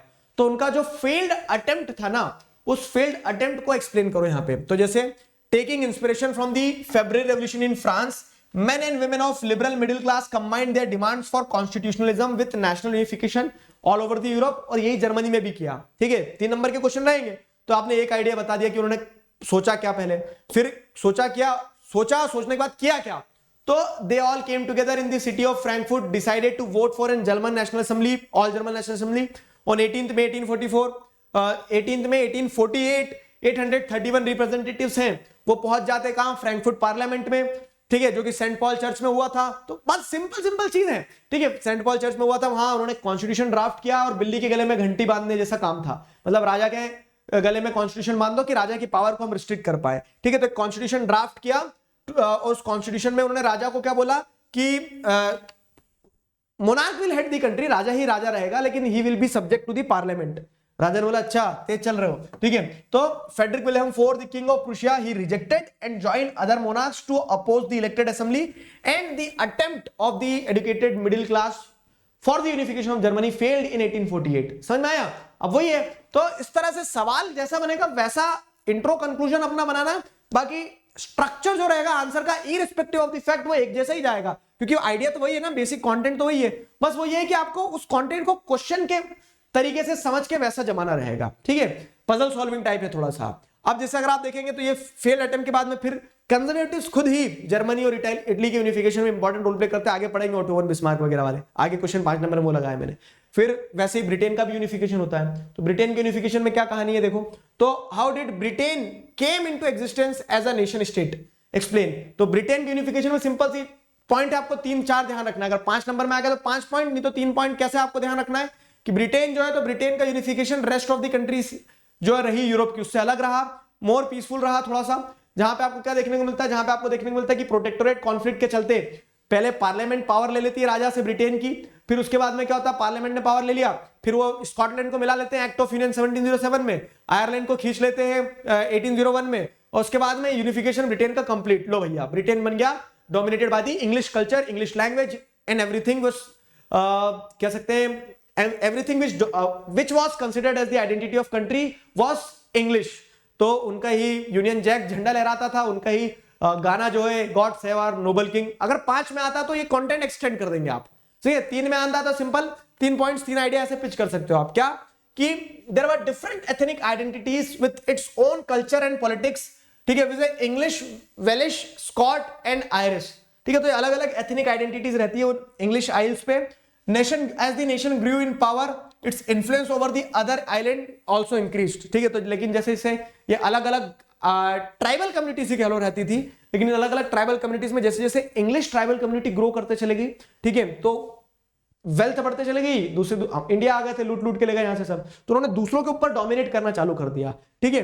तो दूसरों के ऊपर डोमिनेट करना चालू कर दिया, तो the English parliament had taken the power from the monarchy in 1868, ठीक है। It became an instrument in building the nation state of Britain with England at its centre. तो मोनार्की से तो पार्लियामेंट ने पावर ले ही ली प्रोटेक्टोरेट कॉन्फ्लिक्ट के चलते। फिर क्या होता है, United kingdom of great Britain जो है, ठीक है, तो वो स्टैब्लिश किया गया है 1707 में, जब एक्ट ऑफ यूनियन साइन होता है स्कॉटलैंड और इंग्लैंड के बीच में, तो United kingdom of great Britain बन जाता है। फिर क्या होता है, वही थोड़े समय के बाद में 1801 तक फोर्सिबली आप जैसे देखोगे तो यूनाइटेड किंगडम बनाया जाता है, जिसमें आयरलैंड को भी खींच लिया जाता है। तो Ireland was forcibly incorporated into United Kingdom in 1801। अब जैसे आप देखेंगे तो अंदर से और शॉर्ट में क्वेश्चन बन जाए तो मैं हिंट देते चल रहा हूं आपको। जैसे ऐसा बन गया कि हु वाज वुल्फ टोन, ठीक है, and what was his contribution, या फिर why he is known for, वो क्यों जाना जा रहा है, चैप्टर में क्यों पढ़ रहे हैं। तो जब आयरलैंड का इनकॉर्पोरेशन चल रहा है तो यूनाइटेड आयरिशमैन को एक साथ इकट्ठा करके वुल्फ टोन ने एक बार प्रयास भी किया, किस चीज के लिए, कि वो इस कह सकते हैं इनकॉर्पोरेशन को रजिस्ट करे, बट ही फेल्ड। और अल्टीमेटली आयरलैंड और आयरलैंड भी मतलब आपको क्या देखने को मिलता है कि यूनाइटेड किंगडम ऑफ ब्रिटेन में मर्ज होके पूरा यूनाइटेड किंगडम बन जाता है। A new British nation was emerged with the dominant English culture, ठीक है। और कैसे, तो वही God save our noble king, English language, Union Jack झंडा, तो सब कुछ इंग्लिश का ही डोमिनेट करता था। समझ में आया ना, ये कहानी हो गई है। Next, who were Marianne and Germania. Marianne और जर्मेनिया कौन थे, मैरियन और जर्मेनिया कौन थे, देखो तो who were Marianne and Germania, what was the importance of the way in which they were portrayed. तो अभी आपने पढ़ा है कि दे वर द एलिगरी, मतलब आइडिया को एब्स्ट्रैक्ट, एक एब्स्ट्रैक्ट आइडिया को एक फॉर्म दिया है उन्होंने, किस चीज का, पर्सन का, कि मैरियन और जर्मेनिया जो है फीमेल एलिगरी। कुछ बच्चे बोलते सर फीमेल की स्थिति खराब थी, लेकिन एलिगरी बनाने की जब बात आती तो फीमेल को क्यों बना देते थे ये लोग। तो देखो उसका पीछे का आइडिया है कि वो जो मदरली कल्ट रहता है ना, किस तरह का, कि सौम्य रूप, ठीक है, लवेबल नेचर, तो that is more found in females. तो इसीलिए जैसे आप देखेंगे ना, तो जब किसी चीज को इमोशन से जोड़ा जाता है तो मोस्ट ऑफ द टाइम उसको कह सकते हैं फीमेल जेंडर के साथ कनेक्ट किया जाता है। तो स्थिति उतनी अच्छी नहीं थी महिलाओं की उस समय सोसाइटी में, लेकिन एलिगरी बनाने की जब देश को रिप्रेजेंट करने की बात आई तो फीमेल फिगर से ही एलिगरी बनाई गई, ठीक है। तो मैरियन जर्मेनिया कौन थी, तो देखो कैसे समझना रहता है कि कितना लिखे। कुछ बच्चे ये भी वो लेके आते हैं शिकायत या फिर कह सकते हैं परेशानी कि समझ सब आ गया, लिखे क्या, कैसे समझ नहीं आता है। तो क्वेश्चन में ही बताया रहता है कि आंसर कैसे लिखना है। 3 नंबर का क्वेश्चन है, who were Marianne and Germania, तो एक में मैरियन बताओ, एक में जर्मेनिया बताओ। What was the importance of the way in which they were portrayed, तो जिस तरीके से उनको पोर्ट्रे किया जाता तो उसमें क्या इंपॉर्टेंट था, तो एक पार्ट में ये बताओ। तो 3 पार्ट है क्वेश्चन के, क्वेश्चन खुद कह रहा है 3 नंबर का क्वेश्चन है, कितना आसान है। क्वेश्चन में ही आंसर आधा छुपा हुआ रहता है अगर आप क्वेश्चन को बहुत अच्छे से समझ लोगे तो, ठीक है। तो अब मैरियन बताएंगे हम। तो फ्रांस की जो एलिगरी थी, France allegory was named Marianne. She wore the red cap, tricolour, cockade, ठीक है, like allegories of republic and liberty. Her statues were erected in public spheres to persuade people to identify with the national symbol of unity.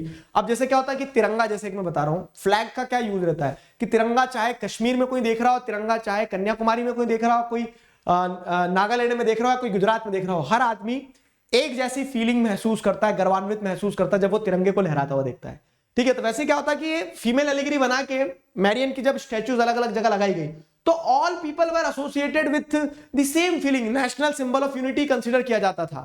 Similarly Marianne was the allegory of Germany. She wore a crown of oak leaves which represented heroism, ठीक है। Sword होती थी जो दर्शाती थी कि Germany लड़ने के लिए तैयार है, शांति के लिए भी तैयार है, सारी चीजें, ठीक है। तो ये सारा सब कुछ जर्मेनिया जो जर्मनी की एलिगरी थी उस पे आपको मैसेज दिख रहा था। Again what was the importance of the way in which they were portrayed, तो these figures were portrayed to bear the national symbols and value in the form of objects.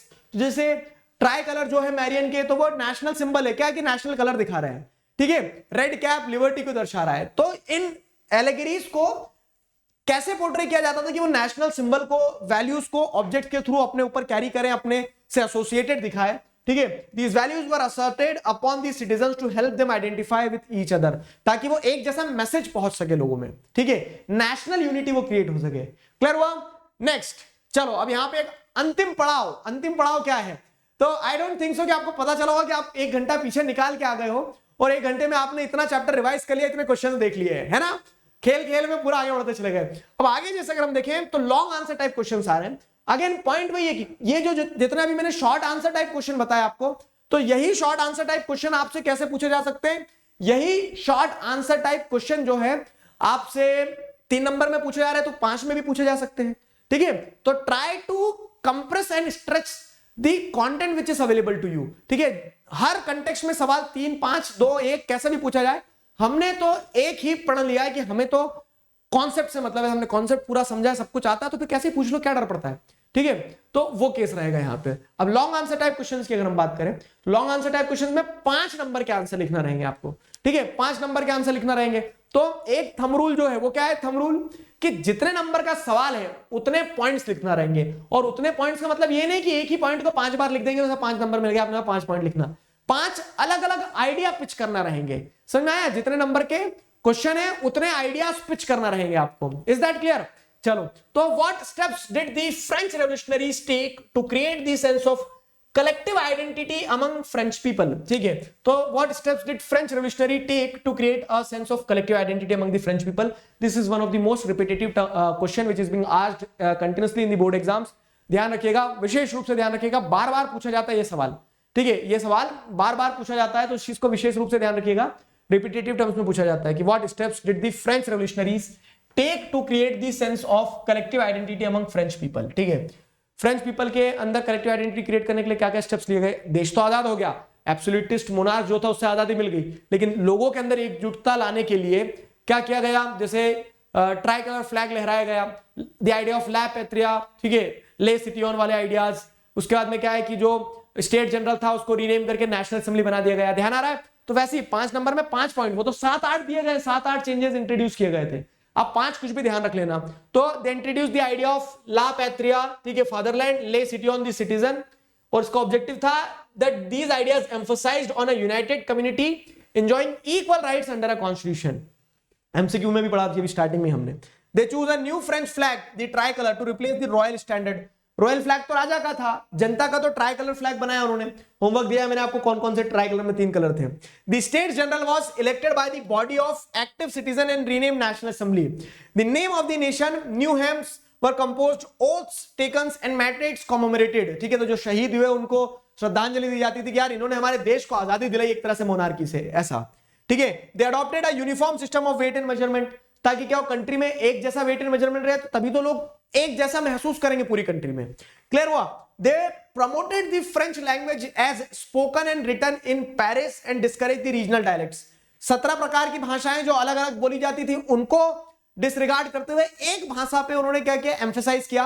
और वो एक भाषा कौन सी थी? वो एक भाषा थी फ्रेंच लैंग्वेज, ठीक है। तो these were some of the steps. इसके अलावा भी जैसे और भी पॉइंट्स है उसमें, तो लेकिन आपको 5 नंबर में पूछा, 5 आइडिया पिच कर दोगे, दैट्स इट। खूब इच्छा हो रही है लिखने की कि नहीं सर मेरा तो मन और हो रहा, 6 पॉइंट लिख देना। समझ में आया? ऐसा।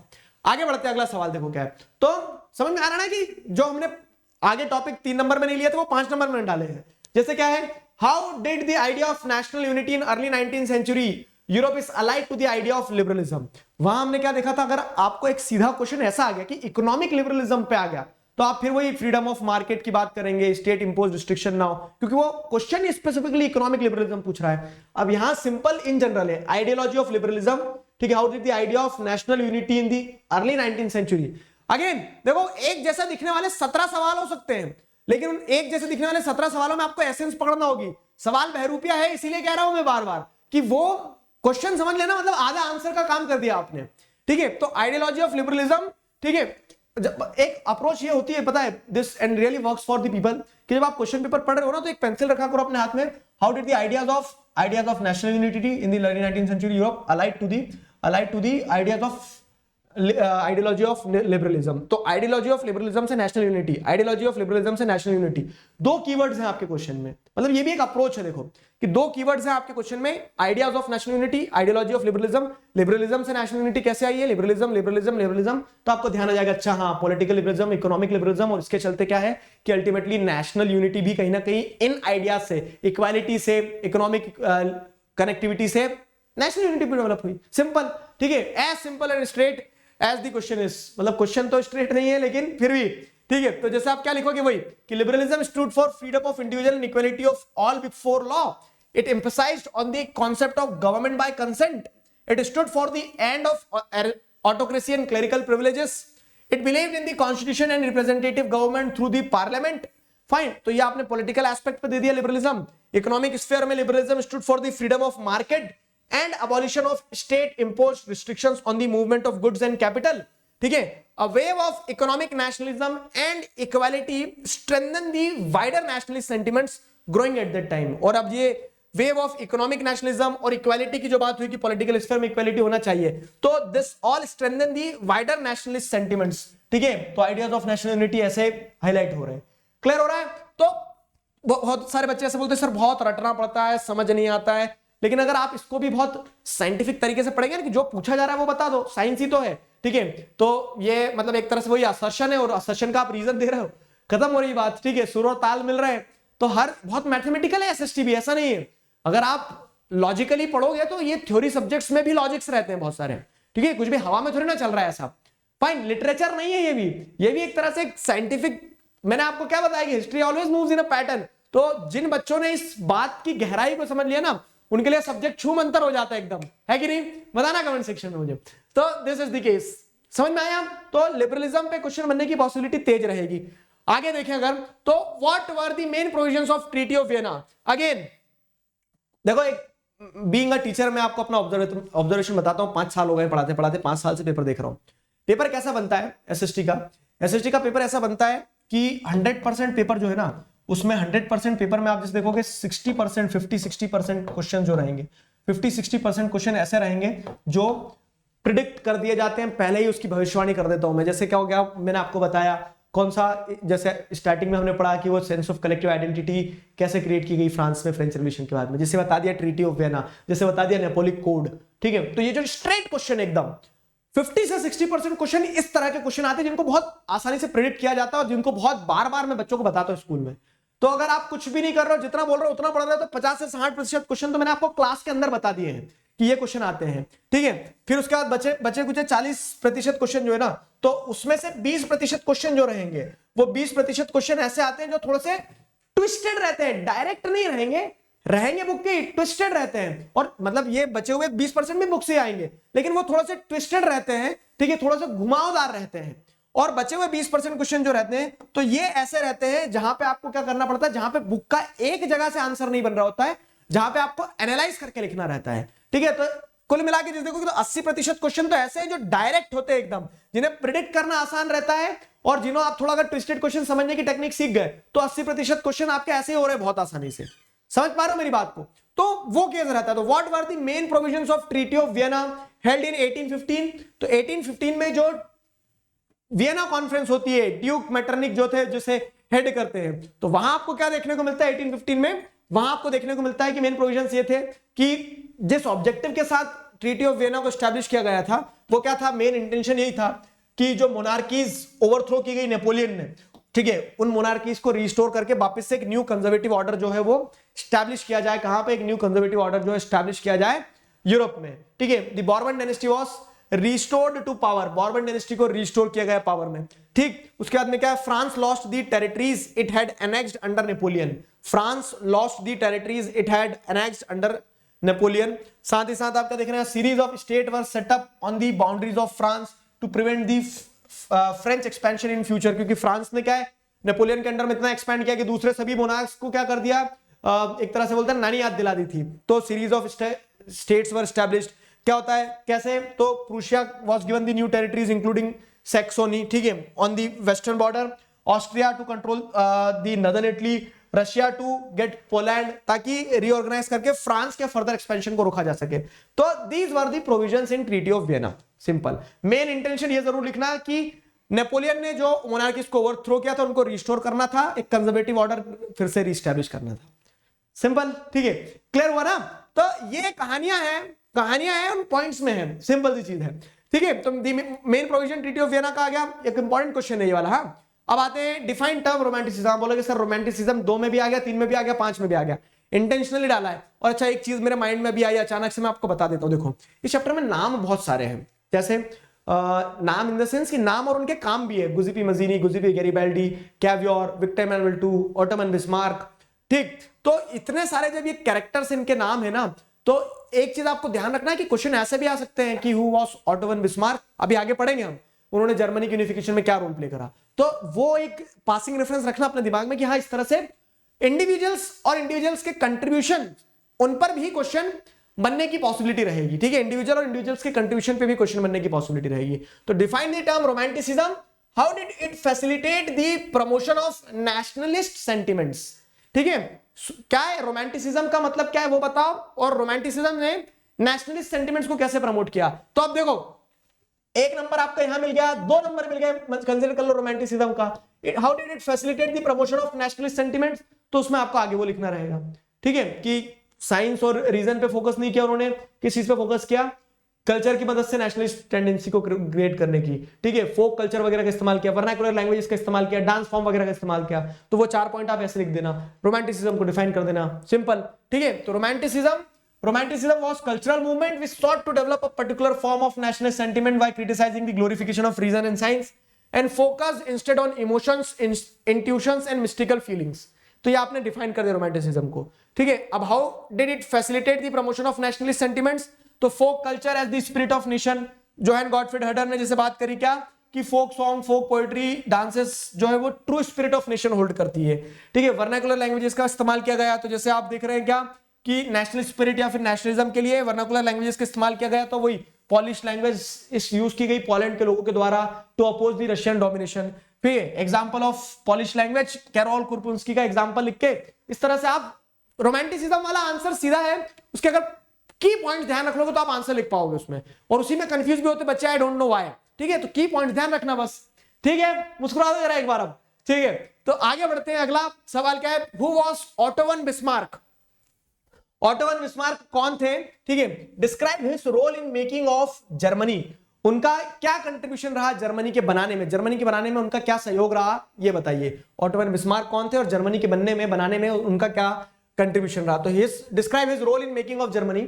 तो ऑटो वन बिस्मार्क सिंपल सी चीज है, he was the chief minister of the Prussian empire, और उनका रोल ये रहा कि वो लड़े, 7 साल तक 3 देशों को हराया, हराने के बाद में जर्मनी को यूनिफाई किया। तो can army be the architect of nation, ठीक है, how can you prove this, explain with an example. तो आप जर्मन यूनिफिकेशन का लिख के ऑटो वन बिस्मार्क के बारे में लिख के कर सकते हो। मतलब कुल मिला के सवाल कुछ भी आ रहा हो, आइडिया तो कहां से उठ रहा है आपका, मेकिंग ऑफ जर्मनी से। जो फेल्ड अटेम्प्ट हमने अभी पढ़ा एक क्वेश्चन, ठीक है, फेल्ड अटेम्प्ट देखा 1848 का एजुकेटेड मिडिल क्लास के द्वारा, तो वो तो फेल हो गए सारा सब कुछ। फिर नेशनलिस्ट सेंटिमेंट जो है तो it was being taken over by the conservatives themself, क्यों, क्योंकि कंजर्वेटिव्स ने देखा कि यूनाइटेड टेरिटरी रहेगी, जैसे हमने असर्शन रीजन में भी पढ़ा, तो यूनाइटेड टेरिटरी कंजर्वेटिव्स के मन में एक सीधा सा लालच दे रही थी कि जितनी यूनाइटेड टेरिटरी उनके पास होगी उतना ज्यादा उनके पास में कंट्रोल होगा, रिसोर्सेज होगा, पावर होगी, ठीक है। तो जैसे अगर आप देखोगे तो जर्मनी के यूनिफिकेशन में वही जो रूलिंग क्लास थी उसी ने इंपॉर्टेंट रोल प्ले किया। तो who was Otto von Bismarck, describe his role in making of Germany. तो ऑटो वन बिस्मार्क जो थे, Otto von Bismarck was the chief minister, chancellor, who was the chief architect in the unification of Germany.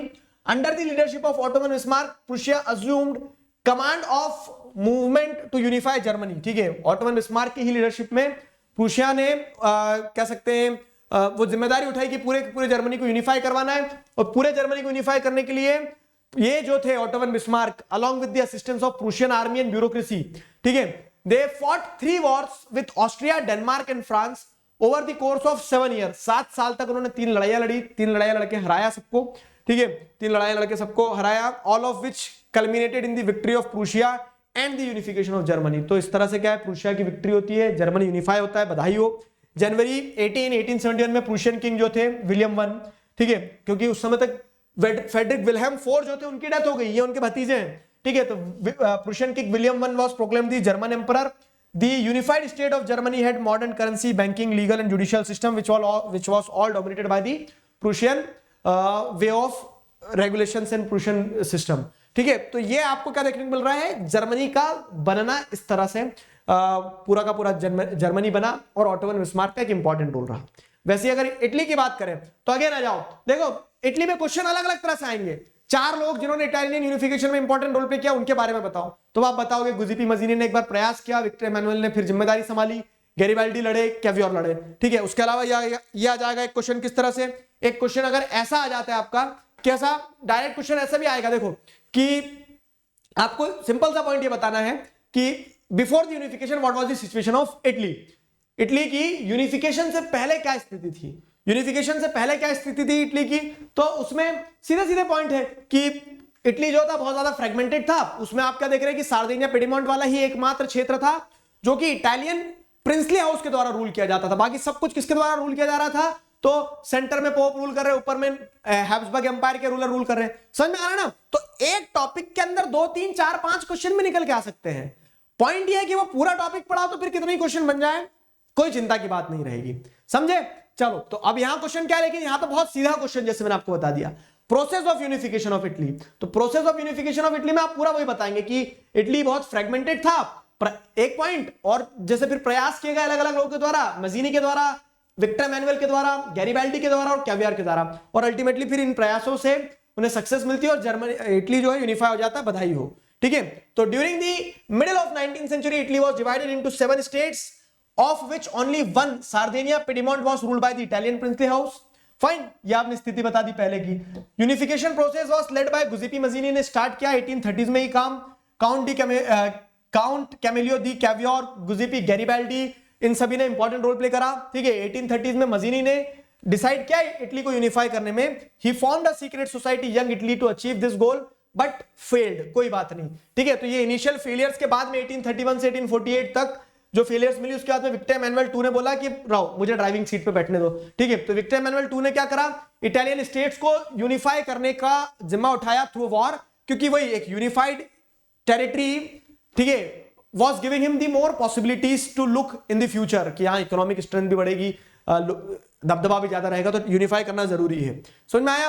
अब फिर क्या होता है, under the leadership of Garibaldi, नहीं पहले तो कैवियोर जो रहेंगे, तो through a tactful diplomatic alliance with France, तो फ्रांस की मदद लेते हुए कैवियोर जो थे, ठीक है, तो कैवियोर कौन थे? तो जैसे अगर आप देखेंगे यहीं पे आपको क्या देखने को मिल रहा है कि चीफ मिनिस्टर कैवियोर जो थे, तो कैवियोर ने सार्डिनिया पिडमोंट को, मतलब विक्टर एम्मानुएल II को, फ्रांस की मदद लेके ऑस्ट्रियन फोर्सेस जो कि नॉर्थ में ऊपर रूल कर रही थी इटली में, उनको हराने में मदद करी। फिर आप वहीं देखोगे गैरिबाल्डी का कंट्रीब्यूशन लिख दो कि गैरिबाल्डी ने क्या किया, फार्मर्स और जो पीजेंट थे उनको आर्म वॉलंटियर्स की तरह अपने साथ लेते हुए सदर्न इटली, जहां पे स्पेन की बॉर्बन किंग रूल कर रहे थे, उससे आजादी दिलाने में मदद दिलवाई। तो किंगडम ऑफ 2 सिसिलीज को आजाद करवाया। ठीक है, लोकल पीजेंट्स वगैरह का सपोर्ट लेके, और स्पेनिश रूलर्स को वहां से हटा दिया गया। फिर क्या है, 1861 में अल्टीमेटली जब सारे हिस्से उनके कंट्रोल में आ गए, तो विक्टर एम्मानुएल II को प्रोक्लेम कर दिया तिलक लगा के कि आज से तुम राजा हमारे। ठीक है, तो इस तरह से यूनिफिकेशन हुआ इटली का। ब्रिटेन का यूनिफिकेशन 3 नंबर में हमने डिस्कस कर ही लिया था कि पहले पार्लियामेंट के पास power, Act of Union, United Irishmen का जो स्ट्रगल था उसको खत्म करके आयरलैंड को जोड़ा, और फिर कल्चरल प्रोसेसेस वगैरह जो डोमिनेट करी तो इंग्लिश की रह गई। तो ऐसे क्या हो गया, ऐसे जैसे अगर आप देखोगे तो यूनिफाई हो गया था ब्रिटेन भी। समझ में आ रहा ना? तो क्वेश्चन वही ब्रिटेन 5 में भी पूछा जा सकता है, ध्यान रखिएगा। एलिगरी वाली चीज बताई थी मैंने, female allegory construction, Marianne, Germania, उनका मैसेज क्या छुपे हुए, एलिगरी क्या होता है। अब लास्ट जो टॉपिक है आपका, तो उसमें बाल्कन्स वगैरह आपको समझ में आ ही गया है सब कुछ, लेकिन अब उसमें मल्टीपल क्वेश्चन आ सकते हैं। क्या कि कैसे फर्स्ट वर्ल्ड वॉर हुआ, ठीक है, या फिर कह सकते हैं जो एक्सक्लूसिव कंडीशंस बाल्कन रीजन में कैसे प्रिवेल करती थी 1871 के बाद में। क्वेश्चन अलग अलग सेंस में चले जाएंगे, लेकिन आंसर आपका वही जाएगा कि बाल्कन रीजन क्या था, बाल्कन रीजन में समस्याएं क्या थी, उन समस्याओं में जब मेजर पावर उतर के आ गई तो this led to the First World War. And due to this क्या कह सकते हैं कि नेशनल वाला जो पूरा एरिया था, तो nationalism align with imperialism led Europe to the disaster. 1914 में लड़ाई इसी कारण से हो जाती है क्योंकि वो आपस में ही लड़ बैठते, सब अपने अपने देश से प्यार तो कर रहे थे, नेशनलिज्म था, लेकिन दूसरों के ऊपर डोमिनेट करना चाह रहे थे, इंपीरियलिस्ट टेंडेंसीज थी, और उसके चलते एक्सप्लोजन हो गया। तो वही पॉइंटर्स आपको यहां आंसर बना के लिखना होंगे। तो the Balkan was a region of geographical ethnic variations comprising modern day Romania, Bulgaria, Albania, Greece, Macedonia, ठीक है, whose inhabitants were known as Slavs. अब एक्सप्लोसिव कंडीशन कैसे प्रिवेल हो गई वो भी बताना है। तो as the large Balkan was under the control of Ottoman empire, the spread of romantic nationalism and in the Balkans together with disintegration of Ottoman Empire made this region explosive। क्यों? क्योंकि अब ये सारे कंट्रीज एक दूसरे से जो अभी तक ऑटोमन एम्पायर के अंडर में थे, तो अब सब एक दूसरे से दूर भाग के अलग अलग इंडिपेंडेंस असर्ट कर रहे हैं, और हर कंट्री चाह रहा है कि उसके पास ज्यादा से ज्यादा टेरिटरी हो, है कि नहीं। तो the Balkan people based their claims for independence और political rights on nationality and use history for their claim, and they become कह सकते हैं rivals of each other, neighbours के राइवल्स बन गए। Balkan also became a scene of rivalry among big powers. तो बच्चे लड़ रहे जब तक तो ठीक था, इनकी लड़ाई में बड़े भी उतर के आ गए, तो बाल्कन रीजन क्या बन गया, it became a place for big power rivalry. ठीक है, तो बड़ी बड़ी कंट्रीज भी जो है जैसे ब्रिटेन, जर्मनी, ये सब भी इस लड़ाई में उतर आए। तो इन सब के इस लड़ाई में उतरने से क्या होता है, finally this led to the First World War in Europe. तो These were the explosive conditions which prevailed in Balkan after 1871, क्योंकि ऑटोमन एम्पायर वहां पे डिक्लाइन होने लगा था और ये स्लाविक नेशनलिस्ट जो थे, ये अलग अलग जो कंट्रीज थी छोटी छोटी, ये अपनी इंडिपेंडेंस असर्ट करने के चक्कर में लड़ बैठी और पूरे वर्ल्ड को लड़ा दिया, फर्स्ट वर्ल्ड वॉर को। मतलब फर्स्ट वर्ल्ड वॉर इस तरह से यहां पे हुआ। समझ में आया? ये केस हो गया आपका क्या, describe the explosive condition of prevailed in Balkans. Clear हुआ? तो this was the story. How was the story बताइएगा जरूर कमेंट सेक्शन में। तो हमारा यहां पे सारे short answers, long answers complete हुए हैं। ठीक है, अब मैं आपको ये बता रहा हूं कि sky is the limit type की चीज है यहां पे। तो सवाल तो इतने सेट ऑफ कॉम्बिनेशंस बन सकते हैं क्वेश्चन के कि वी नेवर नो। ठीक है, लेकिन मैं आपको कुछ और सिमिलर क्वेश्चन दे रहा हूं कि जिससे आपका सोचने समझने की तार्किक शक्ति थोड़ी और बढ़े और आप बोलो कि अच्छा इस तरह के क्वेश्चन आएंगे तो बनेंगे कि नहीं। तो ये कुछ आपके लिए होमवर्क क्वेश्चन टाइप से। देखो, who was the Frederic Sorrieu and what was the idea given by him in his print the dream of world wide democratic and social republic. एक क्वेश्चन ये भी है, ये 3 में 5 में किसी भी तरह से आ सकता है। सिंपल एक में आ सकता है कि the dream of world wide democratic and social Republic, ये पेंटिंग किसने बनाई थी? फ्रेडरिक सूरियो में। एक और होमवर्क क्वेश्चन मेरी तरफ से भी लेते जाओ कि कमेंट क्वेश्चन वाला, ठीक है, कि Frederic Sorrieu belong to which nation. समझ में आ रहा है? तो उनकी पूरी पेंटिंग का वो बखान करते हुए एक आंसर लिखने को आएगा तो बनेगा नहीं बनेगा। फिर वैसे जैसे देखोगे कि नेपोलियन का हमने सिविल कोड, नेपोलिक कोड और सब कुछ देख लिया, लेकिन जैसे नेपोलिक कोड का एक और सेट ऑफ क्वेश्चन बता दूं मैं आपको कि Napoleon had destroyed democracy in France, मतलब वो आया पावर में, डेमोक्रेसी को खत्म करके मोनार्की फिर इस्टेब्लिश कर दी, री इस्टेब्लिश कर दी। ठीक है, तो Napoleon had destroyed democracy in France but in the administrative field he had incorporated revolutionary principles in order to make the whole system more rational and efficient. Analyze the statement with arguments. क्या लिखोगे इसमें? देखो दिमाग लगाओ बस, मैंने एक question दिया आपको, अब बोलोगे नेपोलिक कोड लिखना है क्या सर? जी हाँ, वही लिखना है। कितना शब्द घूम गया, समझे ना? तो वो ऑब्जेक्टिव रहता है। Explain the 4 reasons how the initial enthusiasm of people of France soon turned hostility after Napoleon's takeover of France. ठीक है, तो जैसे अगर आप क्या देख रहे हैं कि नेपोलियन की अच्छाई तो देख ली, लेकिन नेपोलियन को लोगों ने जो शुरुआत में जिस एंथुसियाज्म के साथ वेलकम किया था कि आइए नेपोलियन हमारे यहाँ राजा को मारिए पीटिए और हमारे यहाँ रूल कीजिए, धीरे धीरे लोग नेपोलियन के टुवर्ड्स होस्टाइल होने लगे। क्या कारण था? तो वही पॉलिटिकल फ्रीडम और कह सकते हैं मॉडर्न चेंजेस जो नेपोलियन ला रहा था। तो both didn't go hand in hand. लोगों को समझ में आया कि हमें आजादी तो मिल गई है, लेकिन हमारे मतलब आजादी मिलकर मॉडर्न चेंजेस तो आ गए, लेकिन हमारी खुद की पॉलिटिकल लिबर्टी जो है खत्म हो गई है। ठीक है, उसके बाद में सेंसरशिप, फोर्स रिक्रूटमेंट इन आर्मी, ये सारे कारण के चलते क्या है कि लोगों ने, जिन लोगों ने नेपोलियन को शुरुआत में वेलकम किया था, उन्होंने बाद में अपोज करना स्टार्ट किया। ये क्वेश्चन लिखने की कोशिश करना, होमवर्क क्वेश्चन है। अगला, the idealistic liberal democratic sentiments of nationalism in the first half of 19th century. बहुत अच्छे से समझो, ठीक है। Became a narrow creed with limited ends. Examine this statement. अगर मैं आपको बताऊं कि इसका आंसर क्या होगा तो you people might be surprised, और वही सरप्राइज हम बनाए रखेंगे। कब तक वो सरप्राइज हम बनाए रखेंगे? जब तक आप कमेंट में ये नहीं बताओगे कि किस टॉपिक से पूछा जा रहा है। देखो क्वेश्चन कितना ट्विस्टेड है, लेकिन ऐसे सिमिलर क्वेश्चंस डालने का ऑब्जेक्टिव है कि आपको आपका दिमाग खुल जाए कि हाँ ऐसे भी सवाल बन के आ सकते हैं। ये आप मुझे बताना बस किस टॉपिक से है कि idealistic liberal democratic sentiments of nationalism in the first half of the 19th century became a narrow creed with the limited ends. अब इस क्वेश्चन में, इस स्टेटमेंट में क्या लिखोगे आप? कौन सा टॉपिक है, कौन से कंटेक्स्ट में लिखोगे, कहां से उठ के आया, इतना आइडेंटिफाई कर लो, वही काफी है। कुछ बच्चे बोलते हैं कि सर हमें आंसर समझ नहीं आते क्या लिखे, तो मैं बोल रहा हूं आंसर लिखने से पहले ये तो देखो कि क्वेश्चन आया कहां से। अगर आपको टॉपिक क्लियर हो जाएगा तो आप फिर उस टॉपिक में जो है वो भी लिख दोगे तो भी नंबर मिल जाएंगे आपको, समझे? वो केस रहता है। नेक्स्ट है एक सेकेंड, हाँ पहले रिवील हो गए तो ठीक है। ये क्वेश्चन है, how did the revolutionaries start sowing the seed of nationalism across Europe? How did the revolutionaries start sowing the seed of revolutionary across Europe? तो रेवोल्यूशनरीज में गुजी भी मजी नहीं, सीक्रेट सोसाइटीज बनाना, ध्यान आ रहा है? तो वो वाला। अब क्वेश्चन कितना अब्रप्ट एकदम से आ गया कि एकदम से आदमी को सोचने में मजबूर करे कि रेवोल्यूशनरीज सीड कौन शो कर रहा था। मतलब यह है कि रेवोल्यूशनरीज का क्या कंट्रीब्यूशन रहा है in the time when conservative regime was again in the power. तो रेवोल्यूशनरीज ने आवाज उठाई रखी नहीं, नहीं हटाना है हमें यहां से, ऐसा, ठीक है। How different were the ideas of liberal nationalist from those of conservative fractions? Conservative fractions और मतलब वही लिबरलिज्म और कंजर्वेटिज्म में आपको डिफरेंस बताना है, ठीक है। तो एक इंटरेस्टिंग क्वेश्चन। अब मतलब ये है कि ये ऐसे सवाल जो मैंने बताया ना 20% सवाल आपके ऐसे होंगे जो किसी एक पार्ट से नहीं आएंगे, जहां पे आपको अपनी एनालिटिकल एबिलिटी का इस्तेमाल करके करना होगा। जैसे चैप्टर 2 पढ़ोगे आप, उसके एग्जाम पैक में देखना, चैप्टर 2 के एग्जाम पैक में क्वेश्चन है कि नॉन कॉपरेशन मूवमेंट और सिविल डिसोबीडियंस मूवमेंट में डिफरेंस बताओ। तो वो एक जगह पर नहीं दिया है, वो पूरा चैप्टर जिसने पढ़ा है तो वो अपनी एनालिसिस के हिसाब से आंसर लिखेगा, समझे? वो केस है।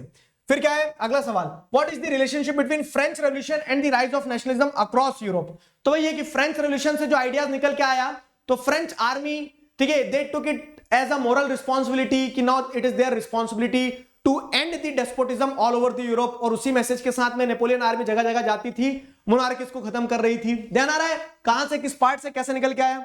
Explain the role of Giuseppe Mazzini in the unification of Italy. अब ये सवाल है, explain the role of Giuseppe Mazzini in Italy.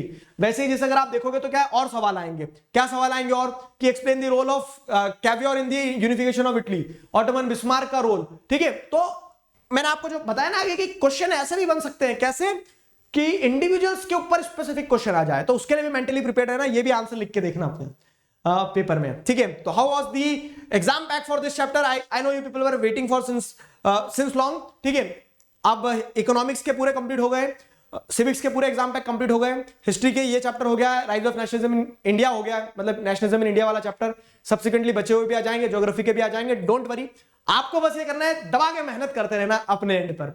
Fine, अभी के लिए अब हम क्या करते हैं, कार्यक्रम को समाप्त करते हैं। अनअकैडमी प्लस पर एक जो कोर्स चल रहा है मेरा क्लास 10th का, हर फ्राइडे टेस्ट सीरीज होती है, तो ऑलमोस्ट कंप्लीट होने पे आ गया, इसमें बहुत सारे चैप्टर्स हमने कवर कर लिए हैं। ठीक है, आप अनअकैडमी प्लस पर सब्सक्रिप्शन लेते हैं तो if you are using the code Digraj you will get the maximum discount prevailing at that time period. साथ ही साथ जैसे अगर आप देखेंगे तो एक क्रैश कोर्स भी चल रहा है, ठीक है, जो कि सितंबर 30 सितंबर से स्टार्ट हुआ था, almost half of the chapters are being covered. तो if you people want you can join, आप वहां पे लाइव इंटरैक्ट कर सकते हैं और पर्सनलाइज्ड लर्निंग ले सकते हैं। तो अगर आप इंटरेस्टेड हैं तो you can join, use the code Digraj to take subscription, you will get maximum discount. साथ ही साथ जैसे मैथ्स, अनअकैडमी का एक मैथमेटिक्स का चैनल है, Unacademy Mathified, this will help you a lot. ठीक है, there are wonderful educators who would help you to learn the things in more कह सकते हैं फन वे। अच्छी तरह से आपके मैथ्स की सारी समस्याएं भी समाप्त हो जाएगी, जैसे सोशल की यहां पर हो रही है। क्लियर हुआ? तो अभी के लिए अब हम क्या करते हैं, कहानी को समाप्त करते हैं। होमवर्क क्वेश्चन बताइएगा, क्वेश्चन जरूर सॉल्व कीजिएगा, अपना ध्यान रखिएगा, पढ़ते रहिएगा, मुस्कुराते रहिएगा, खुश रहिएगा। अभी के लिए साइन ऑफ करता हूं, मिलेंगे अगले वीडियो में अगले चैप्टर के साथ में। तब तक अपना ध्यान रखो, पढ़ते रहो। Signing off with this together we can we will. Thank you very much.